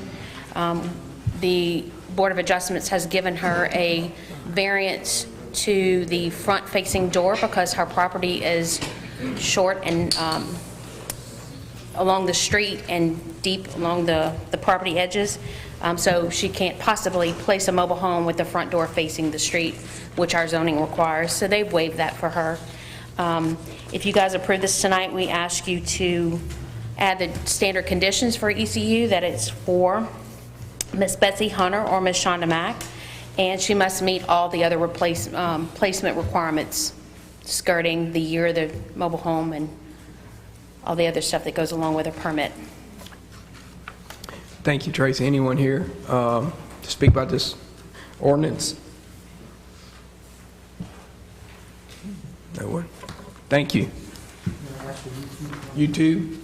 Nothing? All right. Thank y'all. Moving on to the next one. An ordinance for expanded conditional use request by Rosalind Pines, owner, and Constance Pines, applicant, to allow placement of a manufactured home meeting all code requirements on proposed Lot C, located at 810 C Natchez Street, Zone RS3. The Zoning Commission recommends approval with the following conditions. 1, provide a survey creating Lot C for placement of new manufactured home as presented. 2, this approval shall be with the understanding that such use is a personal right that expires upon change in ownership, applicant other than Rosalind Pines as the owner or Constance Pines as applicant. And 3, must meet all placement requirements for a manufactured home. Tracy. So this one is the same request as the previous for placement of a mobile home. She actually can place the mobile home with the door facing, so she didn't have to ask for a variance. We gave her a condition to provide a survey based on your approval. Surveys are expensive, and I know she's reached out to a surveyor at this point, and we're going to require that once she gets her permit. To create a lot for this mobile home, you have to have a separate lot of record for each residential structure, and she's committed to do that. There's a little sketch in your site staff report showing what she's proposed, and then you've got the standard conditions that it be for Miss Rosalind Pines, the property owner, or her daughter Constance Pines, and that they must meet all the placement requirements for a mobile home. Okay. Anyone here on this for public comment? Questions? Anyone on YouTube? I will close public comment. Thank you. Now we'll move into our regular session. Roll call, please. Councilwoman Gonzalez. Present. Councilman Andrews. Present. Councilman Leon. Present. Councilman Wells. Present. Councilman DeVitorio. Present. I'll ask you to stand for our prayer, followed by the pledge, and have Councilman Andrews lead us in prayer tonight. Most gracious, love, eternal Father, we thank you right now. We give you glory, we give you honor, we give you praise on the day, tonight, Father. Thanking you for who you are. Thanking you for your darling son, Jesus, who died upon the cross, that we too would have access to the tree of life. Father God, we just thank you right now as we continue to move through the month of December out into the brand new year. We actually continue to give us strength, continue to give us grace, continue to keep your loving arms of protection around us right now. Father, I actually continue to bless this council, continue to bless their families with health and strength, continue to bless our city administration right now, continue to bless our police department and our fire department as they continue to protect and serve us right now. Father God, if there's ever a time we need you right now. So we just thank you right now for the many blessings that you put upon us right now, Father God. We don't take that lightly right now. We just thank you for it all right now. We thank you that tonight everything will be done decent and order and pleasing in your sight, where you will continue to get glory, you will continue to get honor. We thank you for it all. In your darling son, Jesus' name we pray. Amen. Amen. Now for our pledge, I'll ask all veterans and active military to render the proper salute. Pledge allegiance to the flag of the United States of America and to the republic for which it stands, one nation, under God, indivisible, with liberty and justice for all. Now for our reports, council reports. I had one, but I don't see him in here. Jeff, you might have left. There. Hello, Council. My name's Jeff Petkavicius, and that's Cajun, if you were wondering. I'm 20300 Thornwood Drive in Hammond, Louisiana. Hey, I'm just here to introduce to you United by Barbecue. But first of all, I just want to say God bless you. I've been sitting out there listening to all this, and this is a no fun deal. So thank you for what you do. Hey, our new organization, we just got to start here. It's a local disaster relief organization. And let me share with you what our mission is for United by Barbecue. We're a thankful group of people who understand that barbecue comforts the soul. We engage into our community by bringing barbecue and the love it embraces in times of disaster relief, appreciation events, relationship building, and fundraising needs. We are an organized team of people, equipment, coordination, and expertise to accomplish what we set out to make happen for the good of our community. Unofficially, this hurricane season, and we weren't even incorporated, but we are now, but we went down and served Lake Charles, fed 6,500 people down there. Alberta, Alabama, 7,500 people, and with first responders. We participated in a Ponchatoula community event and helped raise over $32,000 for Lieutenant Donald Burton Walker, facing cancer. And at the end of October, we responded to Hurricane Zeta in the aftermath, going to Citronelle, Alabama, feeding 3,500, New Orleans, 1,200, and the southern Louisiana communities of Golden Meadow, Leeville, Galliano, as well as cooking for our daily bread in Hammond. So we're a new organization, really in our fundraising, fund drive stage right now, and based on this meeting, Medline has gone right to the top of who I want to talk to. So I want to thank you very much, and we have a website, unitedbybbq.com, and I'd love to meet with you individually or companies or whatever, but thank you, I appreciate you. Thank you. Any other council reports? I have one more. On December the 31st in Martin Luther King Park, myself along with another team, a group, we're coming together and we're going to feed the neighborhood on that day. In Martin Luther King Park, December the 31st, and we'll be giving more information about that in the weeks to come. Steve? Yeah, just a quick comment, and I'm sure the mayor and Lacey's aware. The tax bills that went out wasn't broken down for city and parish, and I think we've all gotten a gajillion, including y'all, I'm sure, a gajillion questions, so hopefully we can rectify that the next time. Well, we did rectify it. What we did was we teamed up with the parish along with Ponchatoula, and now your tax bill will be one bill, so it will look larger than what you have been seeing, but it is also the city and the tax bill in one that the parish will be handling and the sheriff's department will be accepting payments for. So you will have one bill. Yeah, right? we understand that. It just doesn't break it out. It People doesn't think say that city, their they think they're taxes paying are just higher. they think their parish taxes are higher. It doesn't I thought say I looked at it today doesn't and say saw city city. so much. No, it doesn't say It just city. says Hammond. It just says Yes. Hammond. And yeah, it just says Hammond. So anyway. We're also sending a postcard good. to all city residents who are taxpayers, so that they'll get that, and it's a notification. We just didn't have that timing down because the sheriff is being super efficient this year. So we're happy the notice is going out. No, that's good. I think people are happy. They just, it caught them off guard. That's all. I think they will be happy once they realize what's actually going on. I do know the Daily Star also noted it, so thanks to the Daily Star for implementing that too. Any other council reports? Had a few reports. One was Steve, so you got that one out the way. Had a few calls, concerns about the parish, about the taxes increasing, and it was just city and parish all on one bill. So, yeah, that's one of my news feeds. Don't get alarmed or scared that it's two taxes all on one bill. Other one I wanted to say was had an unexpected death last week in my family. My father died, and unexpectedly, and I wanted to tell everybody thank you for all the calls, text messages, prayers, Facebook messages, and everything that everyone reached out to with condolences. I appreciate that a lot. You know, it meant a lot to me, and I thank y'all for all the concerns. Appreciate that. That's that. Another news was in the Rosewood area, you know, we've had an increase of crime and a little increase of gunshots and drug activity that I've reported.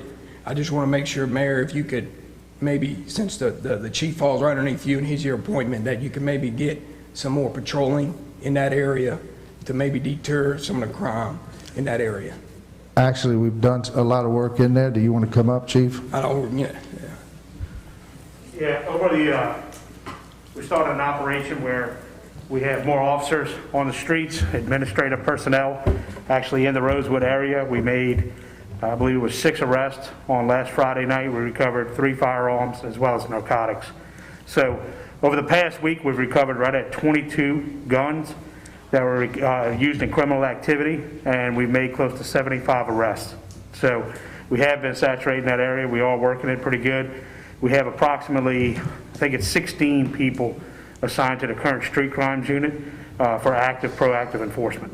I just want to continue a little, if y'all can give me a continued presence in that area to deter that crime. So I'm just going to, I know everything sounds pretty when you come up here and talk and how great of a job and everything's going down and quick time response, but when I get videos and text messages from the people that live there that tell me these things, I have the proof on it. So all I'm going to say is, I'm not going to sit here, we've been here a while, I'm not going to go back and forth with you, but I want to see more presence in the Rosewood area for the people in that community and try to deter some of that crime out of there. That's all I'm going to say, and I'm finished here on that comment. So I want to make sure it's known here.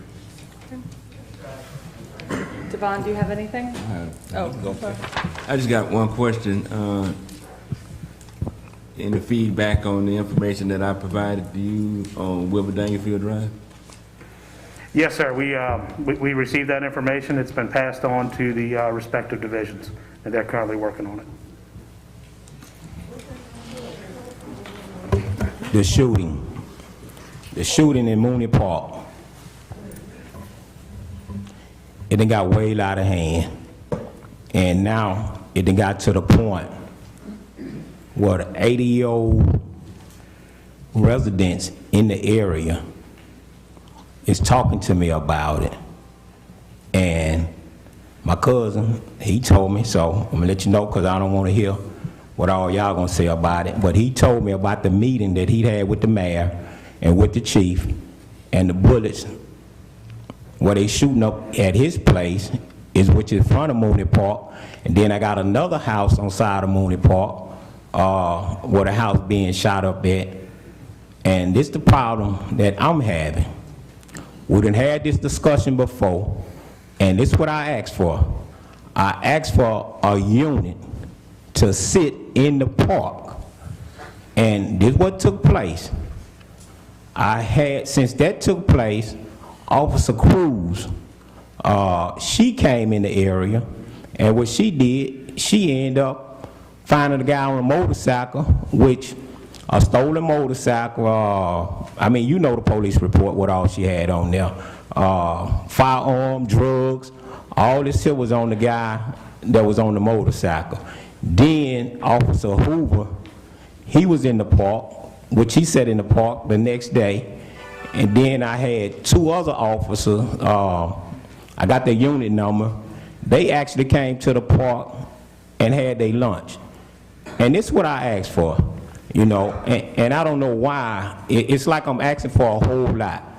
If a police, and it's me, so you're going to hear me say this tonight, I run stop signs. But if a police there, I promise you I'm not going to run a stop sign. if a police there, I promise you ain't nobody gonna take no gun out and shoot. So what we need, and I'm talking about, I heard somebody stand up and talk about the pond. If a kid drowned in a pond, look what it costs. We done took a kid life for no reason at all. And you know what? Just like all these people concerned about their houses and about what's being built at their houses, I'm very concerned. But you know what? I heard Mr. D from the airport talk about the trees, talk about the fence. And I say, man, it's amazing. Everybody can come up here one time and talk about their problem. The lady talked about the fuel from the airport and get things solved. But I come, talk about it one time, 2 times, and 3 times. And you know what I love about this here? This is what I love about my job.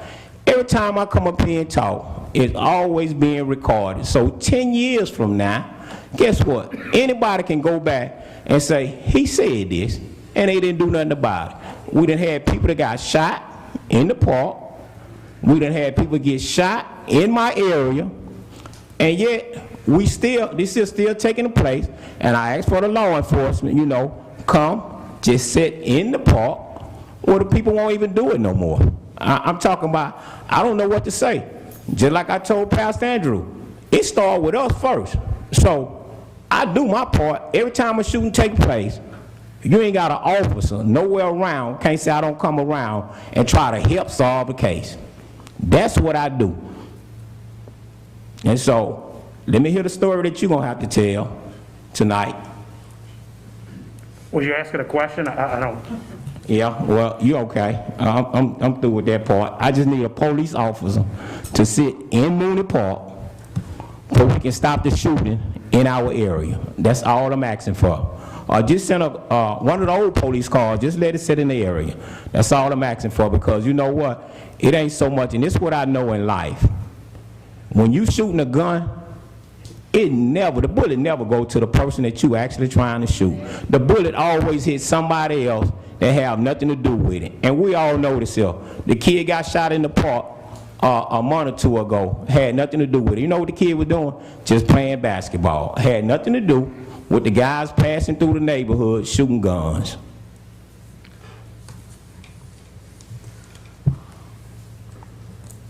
Anything else? Yes.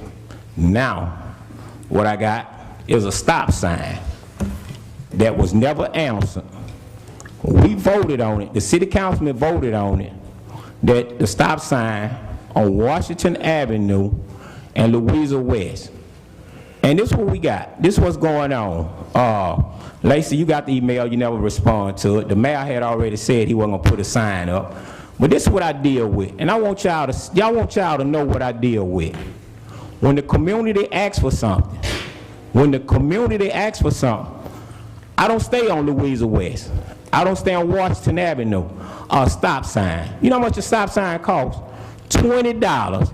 And you got a $10 city employee got to put the sign up. I can't even get a $20 sign put up in the neighborhood. The people tell me what's going on. But this is what I have to go through.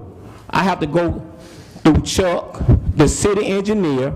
I got to go through Robert Morgan, the streets department. I got to go through the mayor. I got to go through the chief.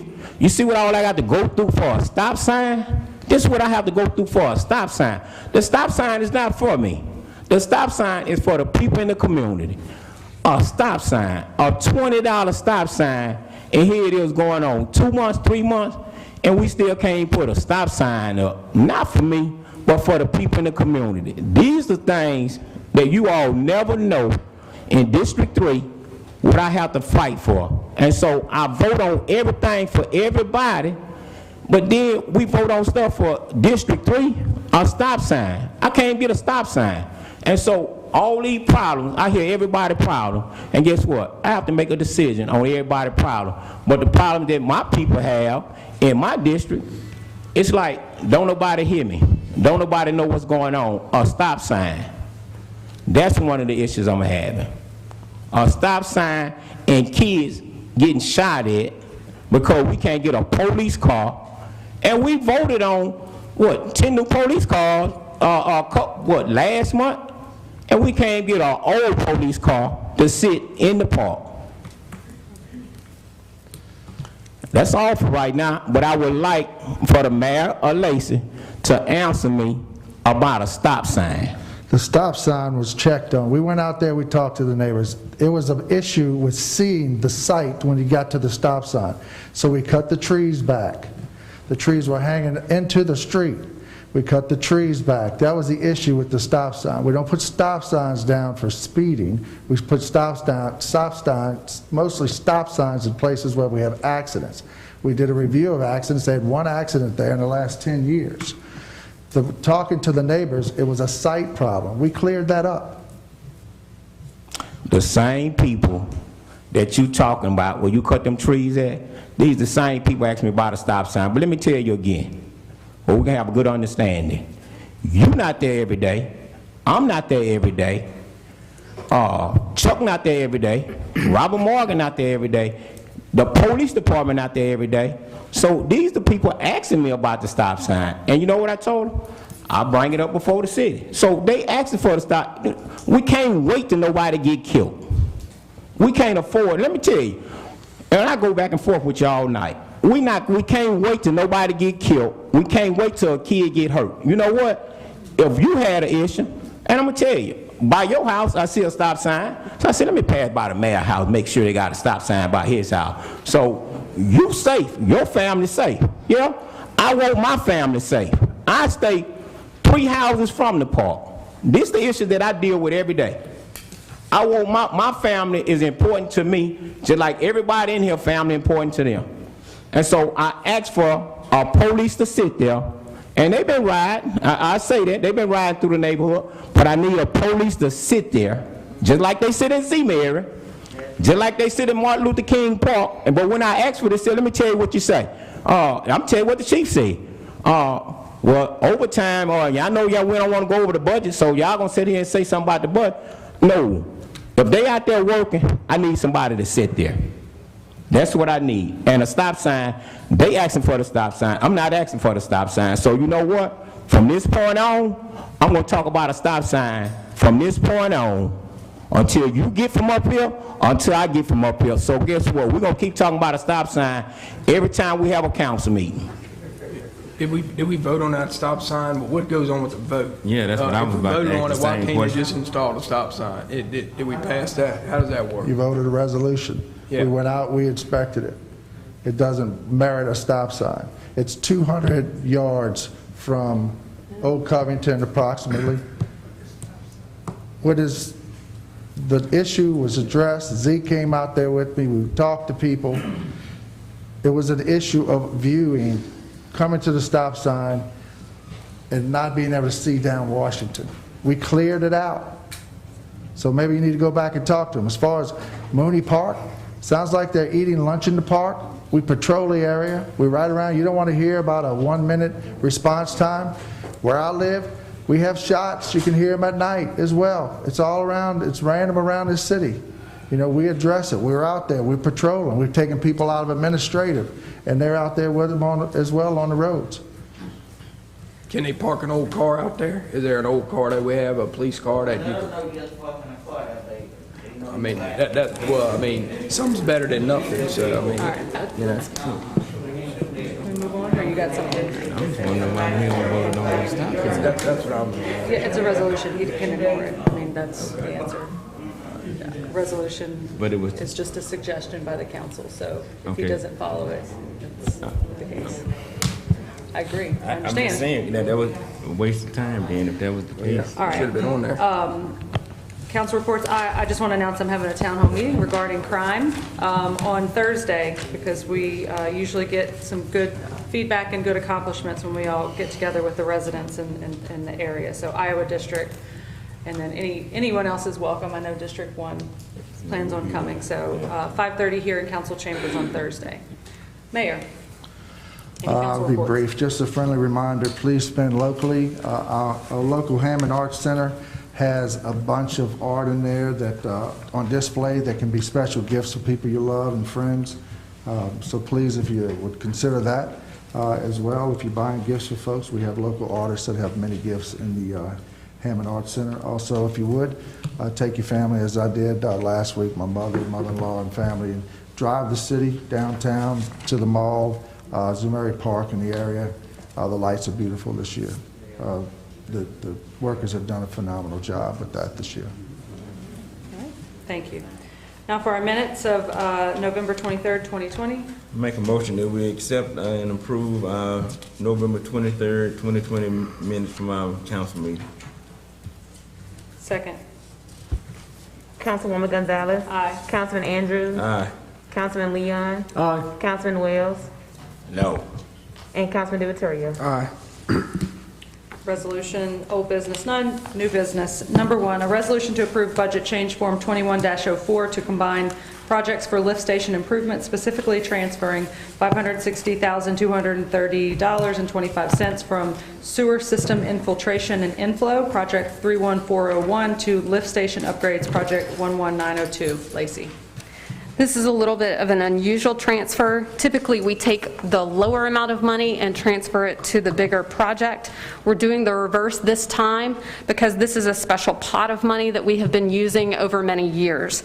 The sewer system infiltration and inflow was a revolving loan fund, and the way that we have been accounting for that each time is transferring money out of it in order to accommodate other sewer projects. So we have to follow that same pattern of accounting, and so this is moving the rest of that money that's remaining, the $560,523.25, into the lift station upgrades project, which is all the capital outlay that you all have approved. The lift stations that are being addressed in this project, you'll see in the next item, we're going to take the bid tabulation, and I'll wait on that. But just to brief you, this is to fund the lift stations projects. It's a full upgrade of the lift station in Oak Hollow, which is in District 1, of Minnesota Park, at Magnolia, there by Home Depot, which is District 3, at the Chevron lift station, which is District 1. That's the Chevron gas station there at Morris Road. The Blackburn Lawrence lift station, which is District 4. And then to add a grinder, pretty substantial grinder, to the Phoenix Square lift station, which is in District 3. These are all full upgrades of those that will then put back to their useful life and bring them back to new. Any questions or comments from the council? Yes, I have one. Okay, we're approving that budget, and help me if I'm wrong. Seems like what I have on the book that we approved of this year budget, it was $390,000, right? That, yes, is correct. Okay, and as of right now, you sitting there saying they got $360,000 in that budget, right? Yes, they have already used some of that for the engineering for this project. They have already done it for the design engineer for this project. So, how much the engineer use? Because I'm showing $30,000 missing. I don't have that off the top of my head, but I can, let me see if I have a budget. Looks like the engineering fees overall for this, for all of this whole project, since the project is estimated to be about $700,000 total. The engineering fees are $50,779. The construction inspection is estimated to be $19,791.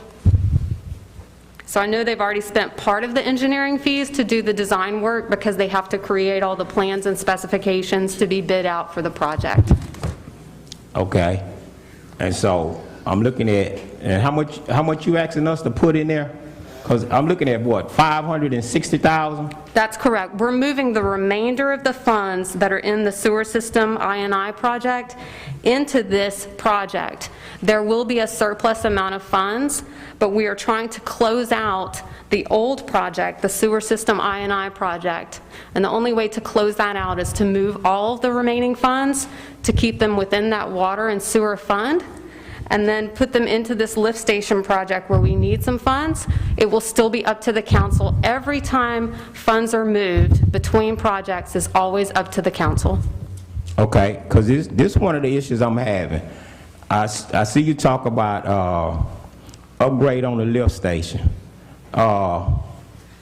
In my district, I have somebody right here right now that like to speak. And let me tell you why that I need them to speak on this here. Because they having issues. And the upgrades taking place, and I heard you say, I did hear you say Phoenix Square, you know, and we just spent a lot of money on the ground on Phoenix Square. But Ms. Jackson, can y'all come up here, please? Yes, sir.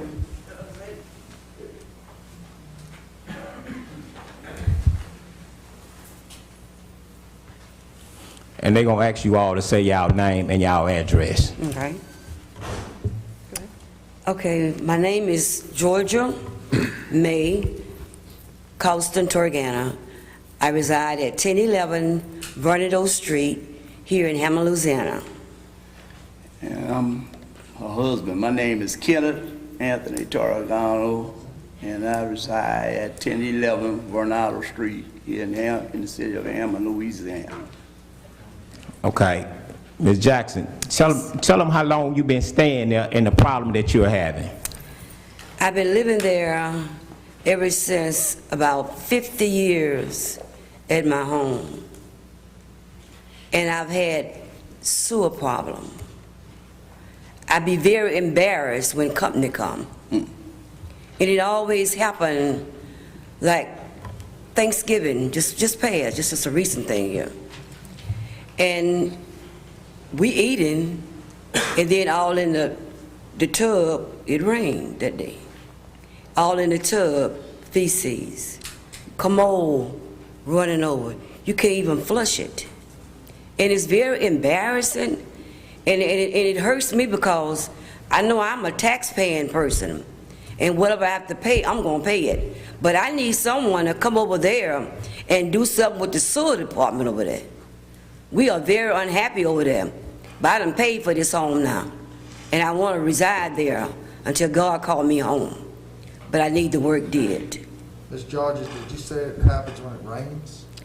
Yes, when it rains. I know we did a lot of work in that area in the past, but I can tell you that and this is no excuse, I'm just educating you like I've been educated. Well, let me hear it, because I don't. These fiber optic companies come through and they bore, and when they hit water, we see it immediately.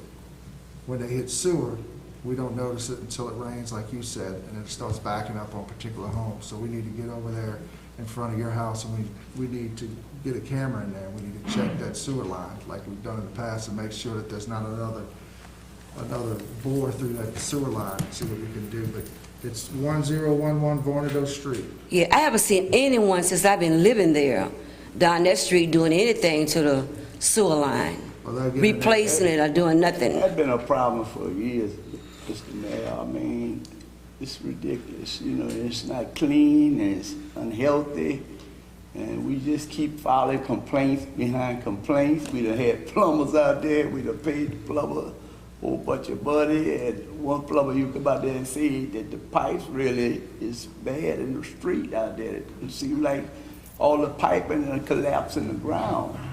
So, what was the name of that company that came by? Ruder. Yeah, he put the camera down there. Put the camera, right, he ran a camera down through there. So apparently they got some serious problem there, I'm saying.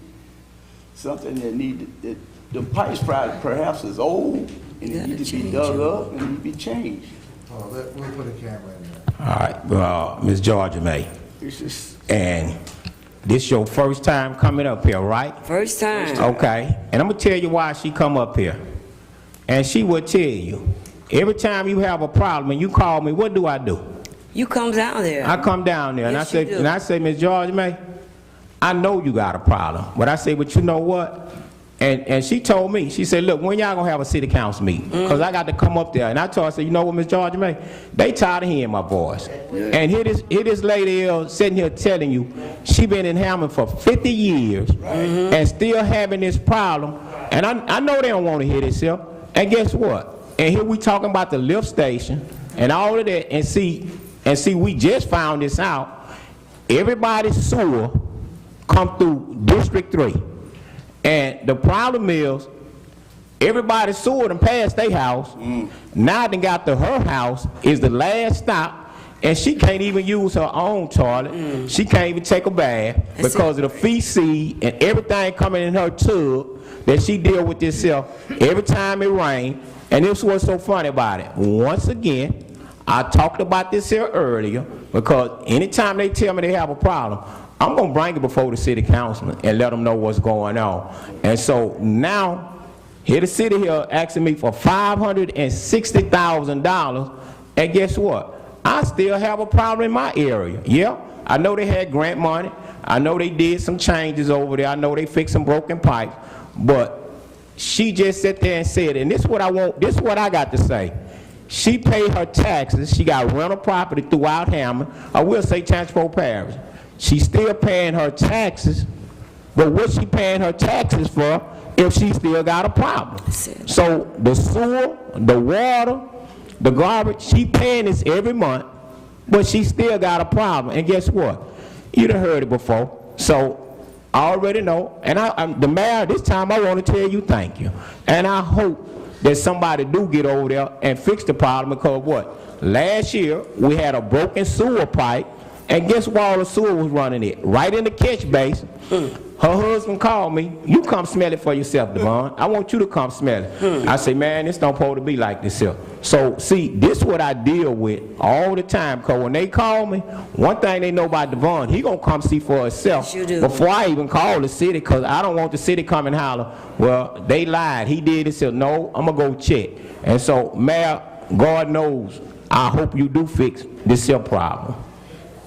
Thank you, Ms. Georgia May. Thank you, sir. Thank you all. Thank you very much. Thank you. I just want to make it, do we assess,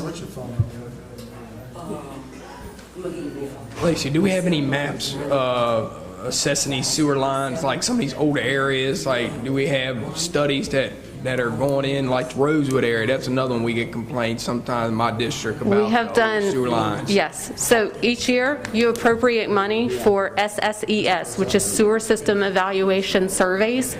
Each year, there's money appropriated for those. We do those across the city. In District 3, in this very area, and I don't know, I'm hoping that they have some camera lines from when they used that grant. They spent $675,000 upgrading the sewer in that entire area. So I don't know. Some places you think got missed. They very well may have been. That whole deal. Remember, the evaluation report comes back, I believe, on it's either a 4 or a 5-point scale. And they take the worst locations first and address all of those. Then they take the next worst and address all those until the money runs out. So I guess we can get with you on seeing if certain areas. Sure. I had a problem in the Iowa district. A lady called me and said that she was having a problem. I went to Chuck, and literally in front of her house was the line on the map showing the liner that they did, and they said, yeah, this is a spot that's on, it's a 4, we're going to fix it. And so I was able to tell her. So these maps, they're pretty amazing, showing the problems in the lines. Chuck has them. Chuck has all of those. Guy Palermo, you can always report these problems to Guy Palermo, our water and sewer superintendent. He sends somebody out. If it's a consistent problem like this, I mean, I wish we had heard, more and more, because if it's a consistent problem, we certainly want to get out there and address it. Well, one thing that's going on with them, and I know this for a fact, that they done had the plumbing company to come out there and shoot a camera that from their property line to their house wasn't no problem. I done went down there to their house, cutting sewer pipes, doing this here, and just like we talking about this here, and I done told Guy before that we need to fix it. And I'm talking about not just their house, the whole block is having problems. And so I couldn't get them all out, but the whole block is having a problem. We can TV and do the whole block. Absolutely. That's why we have the funds set aside. That's what we do all the time. And as soon as but I hear you saying we have a fund set aside, but in the problem though, what's going to take place, I know that they still going to have this here problem. And so I'm trying to keep them from having this here problem. And if we're going to solve this here problem, well, just tell them they ain't got to pay no taxes. Because I'm talking about they paying for sewer just like I'm paying for sewer. And we having this problem. And now that we talking about this here, on Mississippi Street, and y'all done heard me bring this up before, I got a man couple keep coming up. Has that been coming up recently? Because I'm pretty sure Yes. they completely... You want me to show the recent pictures that I have from all the rain? Sure, because I thought they actually took asphalt and put it over that cover. And it's amazing, and just like I told you all the time, one thing about Devon, he gonna make sure everything together before we come up here. Can we get together after? No, would you like to see the pictures? No, we can't get together after, because guess what? That's the sewer, that's the paper. That's Dookie, that's what you see. Yeah, that's feces, yeah, all that. And this right here in front of the lady house on Mississippi Street. That's I don't see the cover of those. The cover looks covered. See the water coming out the cover now? I see the water coming out. Yeah. Manhole doesn't necessarily prevent water. Well, this is what I'm trying to tell you, and I'd have said it before. If we find a way to bolt the cover down, I don't have to worry about them keep calling me about the sewer. I'm talking about raw sewer. It's coming out this here cover. And this what the city tell me all the time. The city tell me, oh, we having this problem all over Hammond. Honestly, take me anywhere in Hammond and let me see these same pictures that you see in District 3. And I'm telling you why I'm saying this here. I'm saying this here because now we asking for money, and you want us to vote on money going into this lift station. Everybody's sewer, everybody poop come in District 3, and we still having problems. So we need help. Need help. That's why we appropriate money every year to improve the sewer system. I hear what you're saying, but we still having problems in our area. You and nobody in here don't want to see Dookie or poop in front of their house every time it rains. I agree. You and nobody else want to be able to use their toilet and don't have no issues. That's all I'm asking for. We will have the Water and Sewer Department look at that manhole specifically on Mississippi and look at it again, and we will have them look at Varnado, and we'll get that TV'd. Thank you. Anyone else here on the budget change form for this item specifically? Anyone from YouTube? No, ma'am. All right, I'll close public comment. Pleasure of the council.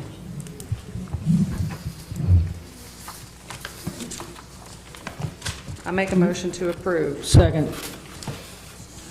Councilwoman Gonzalez. Aye. Councilman Andrews. Aye. Councilman Leon. Aye. Councilman Williams. Aye.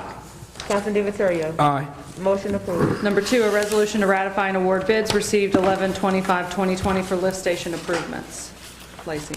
There are 2 things attached to the agenda. The first is the bid summary of the bids that came in. The second is the full description of all the line items associated within that bid, including the engineer's estimate. You will see that the engineer's estimate was slightly lower than the lowest bid that came in. So that is the reason that we just approved the budget transfer. The 2 things that the engineers attribute to increased costs was both electrical. The PVC and the rubber have both increased in cost. So the polymer and the pipes and the different components. We saw a lot of the COVID delays earlier in the year. Those are now trickling down and impacting the price of some of those components.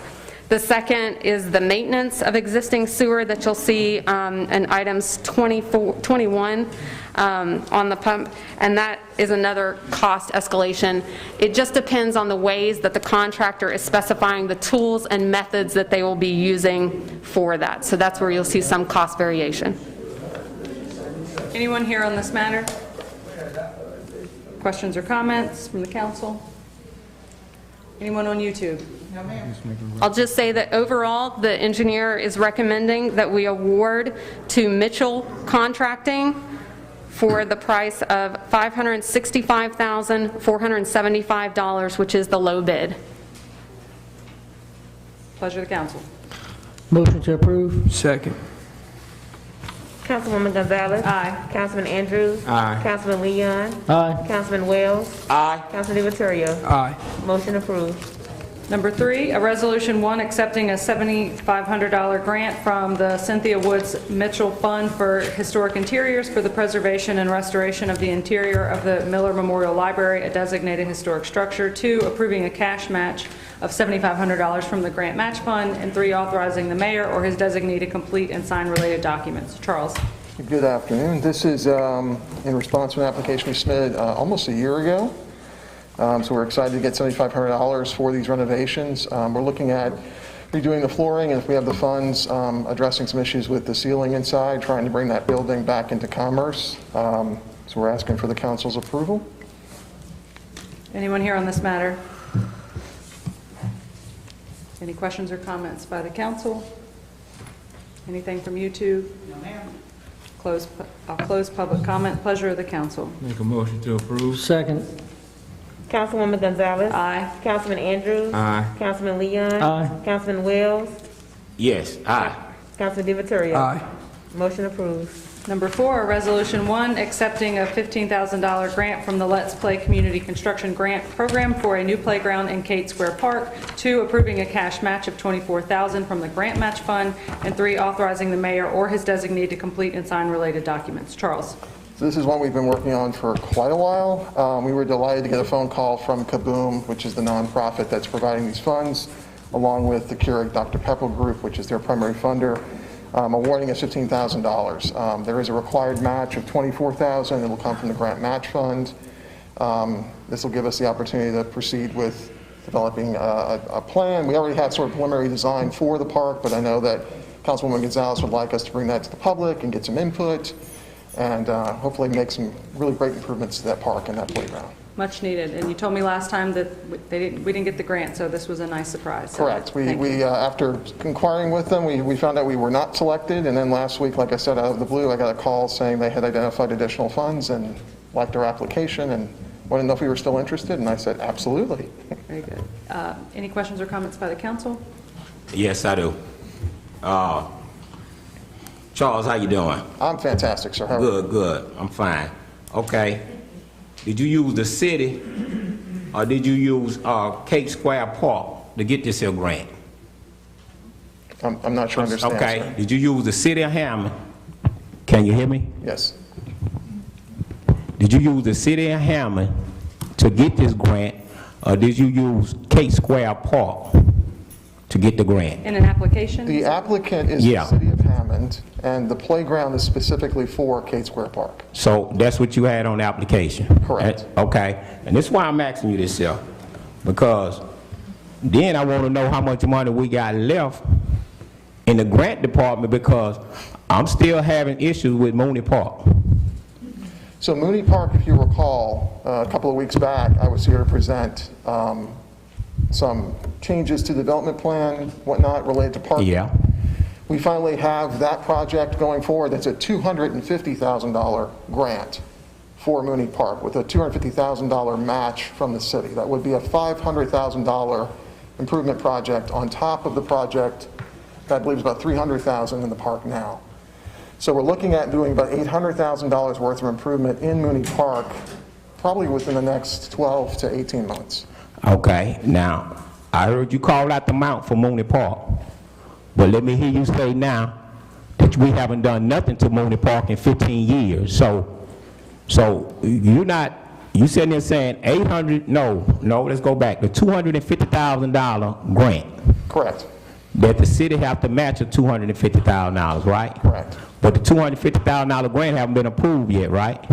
It is in the second phase of approval. The way that project works, there's 3 phases. There's an initial phase where we present the project.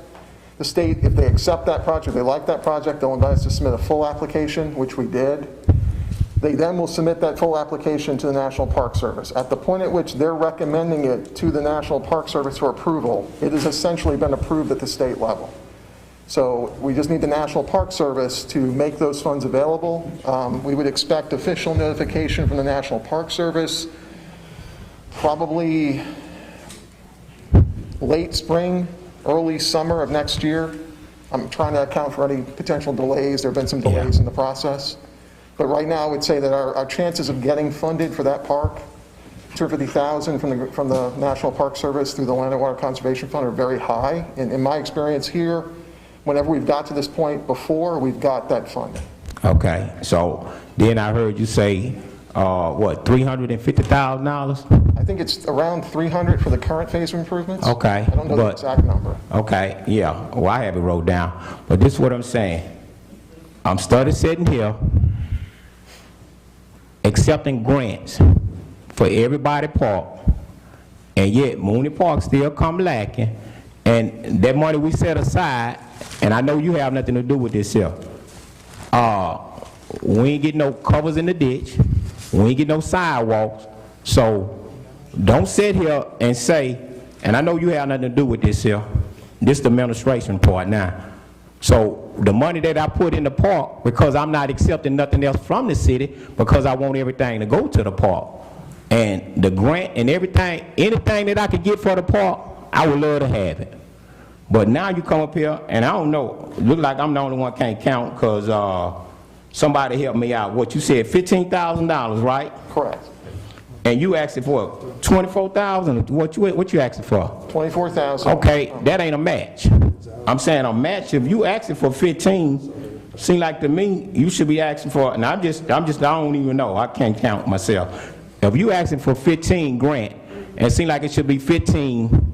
So this particular program requires a $24,000 match. They like to see projects in the $39,000 to $40,000 range. They actually will fund projects up to $50,000. I'm requesting the minimum amount that's required, knowing that this playground will likely cost more than that, but that's all dependent on what the council, what the public, what the community wants in that park. Oh, well, for the park, we're going to do whatever it takes for the park, and that's what I'm saying. That's what I want for my park. See, you just talked about that $250,000 grant for the park. That might not come to 6 years from now. And what I'm saying is, just like we do for these other parks, and you see the passion that I have, and from day one I got up here, what I've been crying about, the park, sure. From day one. The bids were in, we're going to start the bathrooms anytime. They had a pre-construction bid, conference. Wainwright, I think, was accepted for the job, so they're going to be starting the bathrooms pretty much immediately. Yeah. Work started in the park. The initial phase of work in the park is not grant-related work, so I don't know all the particulars. I know. No, it ain't nothing against you, but I'm saying. I want to get that money for the park as well. Yeah. There's been a lot of work put into that project by the grants department. Yeah, So, and I want you to say, since you told me how much going into the park, tell me when the last time something was done in the park. I think the last time that major improvements were made to that park were around 2010. 2010. Right. And what year we in? I know this had nothing to do with you. 2020. Right. Okay. But we have other parks that haven't received improvements since 2007. And guess what? And since I've been in Hammond, all the other parks been making improvement. And I'm just asking, I know it had nothing to do with you. They know who I'm talking to. We got to have improvements in the park now. We can't keep waiting. Thank you. Anyone else on this matter, or have any comments or questions? Anybody from YouTube? No, Mayor. Close public comment. Pleasure of the council. Motion to approve. Second. Councilwoman Gonzalez. Aye. Councilman Andrews. Aye. Councilman Leon. Aye. Councilman Wells. Aye. Councilman DiVittorio. Aye. Motion approved. Number 5, a resolution to purchase 36 bus stop benches from Victor Stanley, Inc. for $28,918.80 using funds from Bus Stop Improvements, Project 31709. Charles.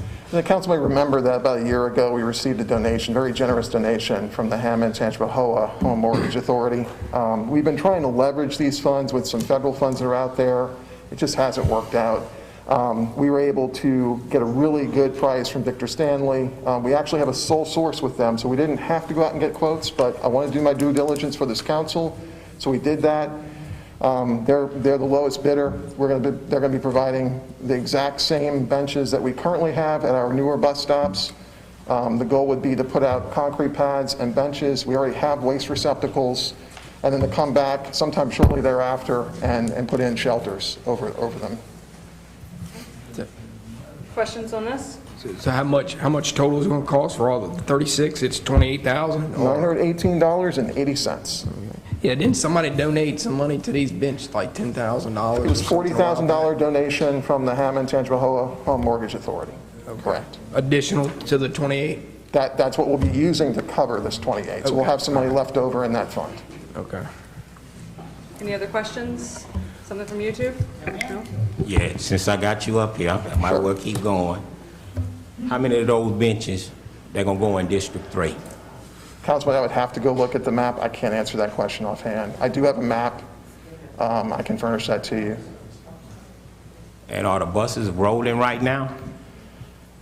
The last time I had talked with the Council on Aging, which is the operator, they were not. I do not know if that has changed. Lacey, are you aware of the current phase? I think with the phase being stepped back by the state, I don't think they're rolling.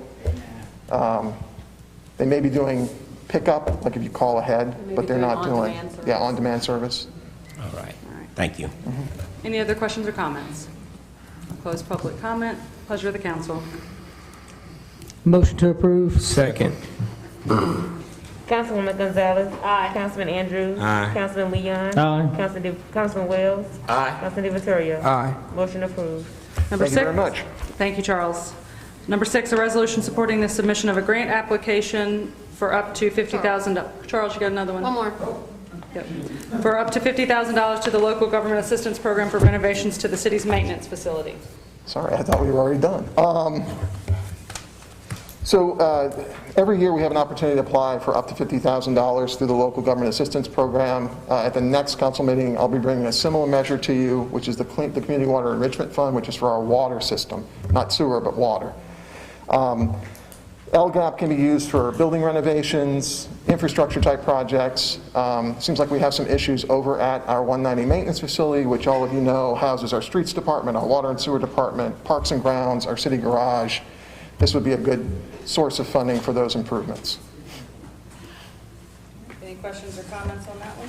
Charles, it is not a match, correct? There is no match required for this.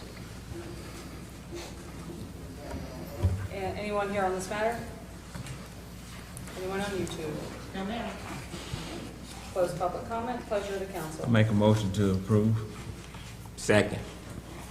Councilwoman Gonzalez. Aye. Councilman Andrews. Aye. Councilman Leon. Aye. Councilman Wells. Aye. Councilman DiViterio. Aye. Motion approved. Thank you. Charles, I think I'm missing one of your resolutions in that packet. Okay, I'll get it to you. Okay.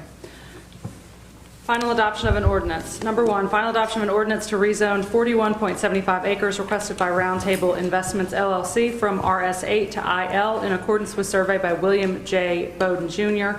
located at 2100 Industrial Park Road. Before we vote, I wanted to comment on this just to state that we've received so much comment, so many questions, so many letters of support, letters in opposition. I know that this has been a big topic for our community.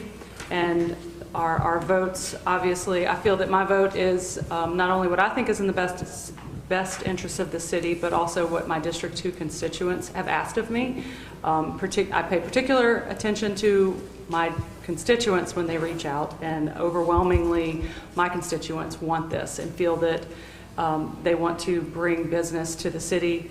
I've reviewed the the master plan and looked at the requirements for rezoning. I feel that with the FAA guidelines, with the master plan principles, and other considerations, that this is a proper rezoning. So I wanted to give a little bit of insight into my thoughts. Sometimes we just vote on these things and people don't understand what we're doing. And so that's my thought, and I'm sure I'll have people who want to comment on that at a later time. I'd like to also echo some of that. Again, it's my constituents that I am here for, and I've heard overwhelming support from them in my district in favor of this project, in favor of this rezoning, and what it will do long term for the city of Hammond. Anyone else before I call for a vote? Yeah, I got a comment. Okay. I'm trying to see how I want to say this here. I'm just got to say it. I mean, I've been saying everything else. I see Dr. Gonzalez, which I see him in here tonight. he bought some property on the corner of Morrison and Vineyard. And I want to know how long he been knowing about the Medline project that's going on. We're not really supposed to have public comment right Okay. now, but it's a specific question. Yeah, because this, I'm talking about, people keep asking me about this here. The Gonzalez know about this, the Gonzalez know about this here. And I said, okay, well, let me ask the question and see what's going on. No, we can certainly, let's put that on public record. I will say, I sent an email which very clearly outlined all of that information to you. So you have that information readily available, but since you've asked my husband, you can go ahead and respond briefly, please. Well, your name, it said Dr. Gonzalez had bought the property, so that's why I didn't want to say nothing to you. We can just say that I'm either his agent, representative, or attorney, and I responded for him, but go ahead. Yeah, Brian Gonzalez, 905 West Dakota Street. I closed on the property before Covington even voted on it. That's incorrect. You didn't close on it. You made an offer on it long before. Sorry. That's why he has his attorney speak for him. I made an offer on the property long before Covington even voted on it. I was initially looking at a piece of property across the street that Sam had listed. And I found out there was some stuff with that property, and my partner actually brought that property to my attention, and we looked at it well before Covington anything, and then I closed on it. I made the offer before Covington even voted. So there was no forethought or anything, unless I'm psychic, which if I am, I'm gonna win the Powerball, and then Hammond's gonna have some awesome parks. All right, thank you, sir.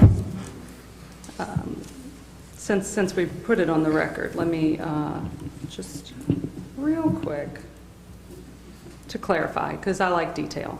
My husband signed a purchase agreement on August 6th. It was accepted by the sellers on August 10th.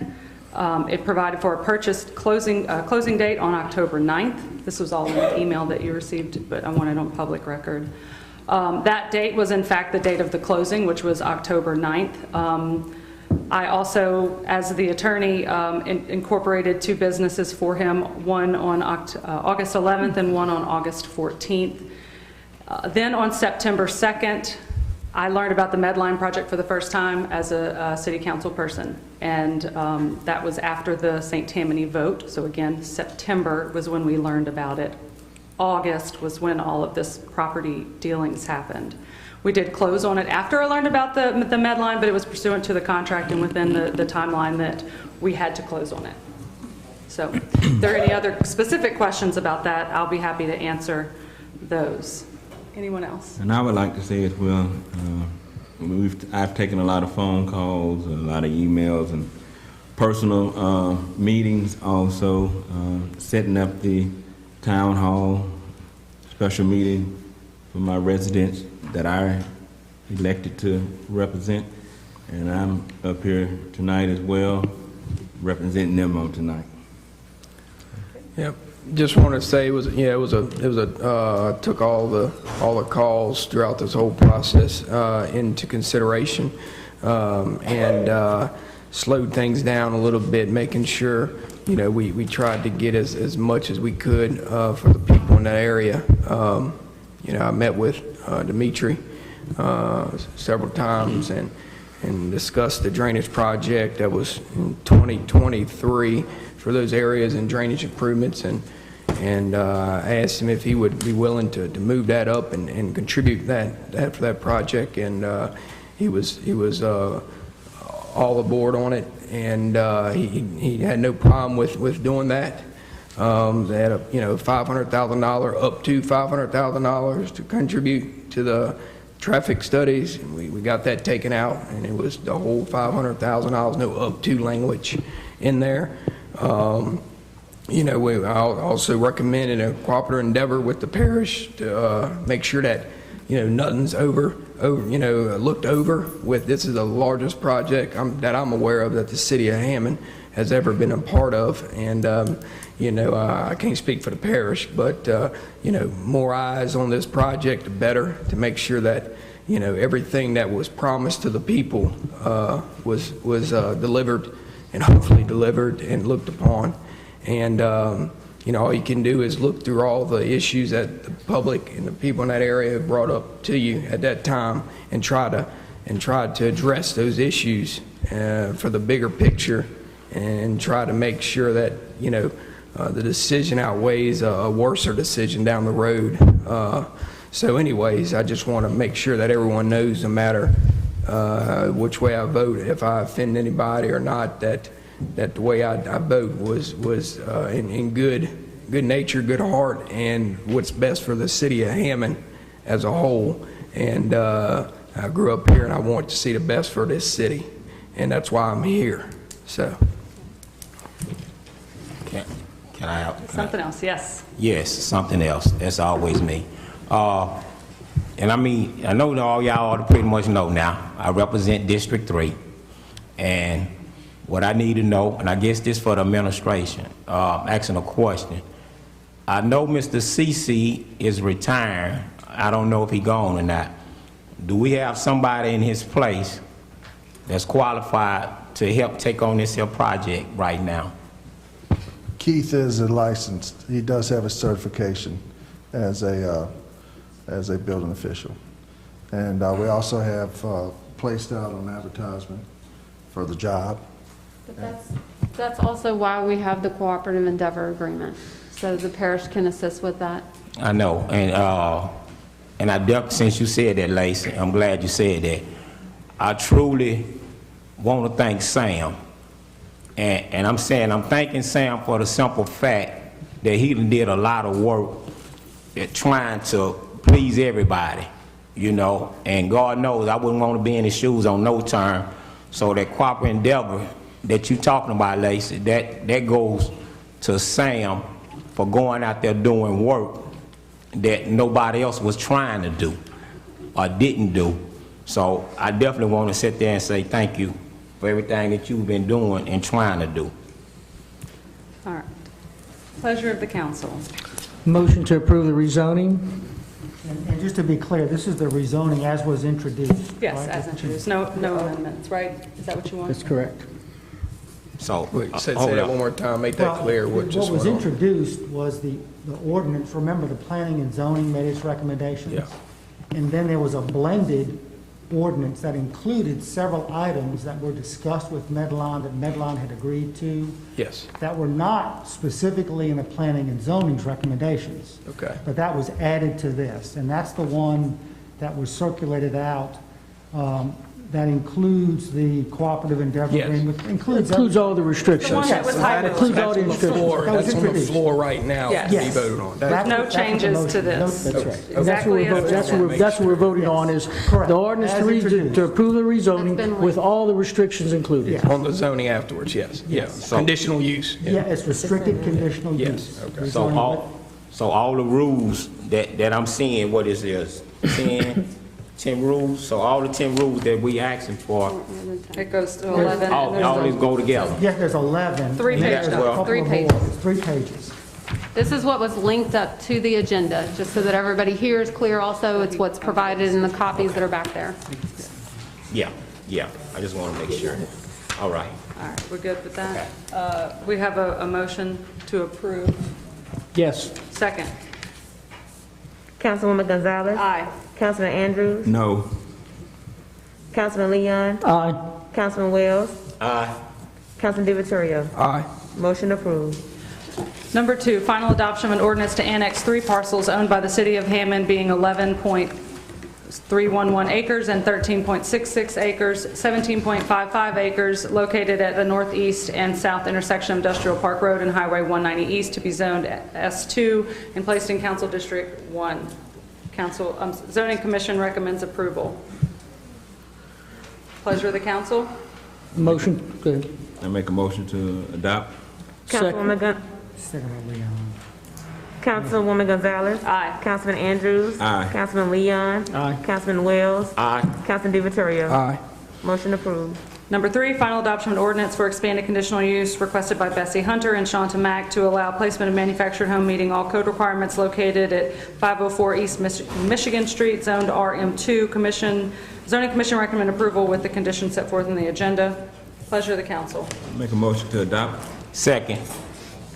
Councilwoman Gonzalez. Aye. Councilman Andrews. Aye. Councilman Leon. Aye. Councilman Wells. Aye. Councilman DiViterio. Aye. Motion approved. Number 4, final adoption of an ordinance for expanded conditional use request by Rosalind Pines, owner, and Constance Pines, applicant, to allow placement of manufactured home meeting all code requirements on proposed Lot C located at 810C Natchez Street, zoned RS3. Zoning Commission recommends approval with the conditions set forth in the agenda. Pleasure of the council. Make a motion to adopt. Second. Councilwoman Gonzalez. Aye. Councilman Andrews. Aye. Councilman Leon. Aye. Councilman Wells. Aye. Councilman DiViterio. Aye. Motion approved. Introduction of an ordinance. Number 1, introduction of an ordinance to rezone property located at 807 East Church Street, currently zoned as RM2, expanding conditional use to allow prepared food to MXC, requested by Anthony Perkins. I thought this was... So you have in your packet, this property currently has a conditional use. There's some history in there. Initially, they came in to do a snowball stand. Then they were approved, that was modified, and they were approved to actually cook food. That's the existing expanded conditional use that you have on record now. He's asking to rezone this property to MXC. You have those uses also in your packet. Did he get the neighbors' signatures? He got some signatures that's also in their packet. Perfect. It's just signatures. There's nothing stating really what they're signing for. But what he provided to us, we provided to you guys. We're asking you to introduce, set the public hearing date for the next council meeting. Make a motion to introduce. Second. We give that to Devon, he's close. Councilman Wells. Aye. Councilman DiViterio. Aye. Councilwoman Gonzalez. Aye. Councilman Andrews. Aye. Councilman Leon. Aye. Public hearing is set for December 22nd, 2020 at 5:30. I make a motion to adjourn. Second. All in favor, say aye. Thank you.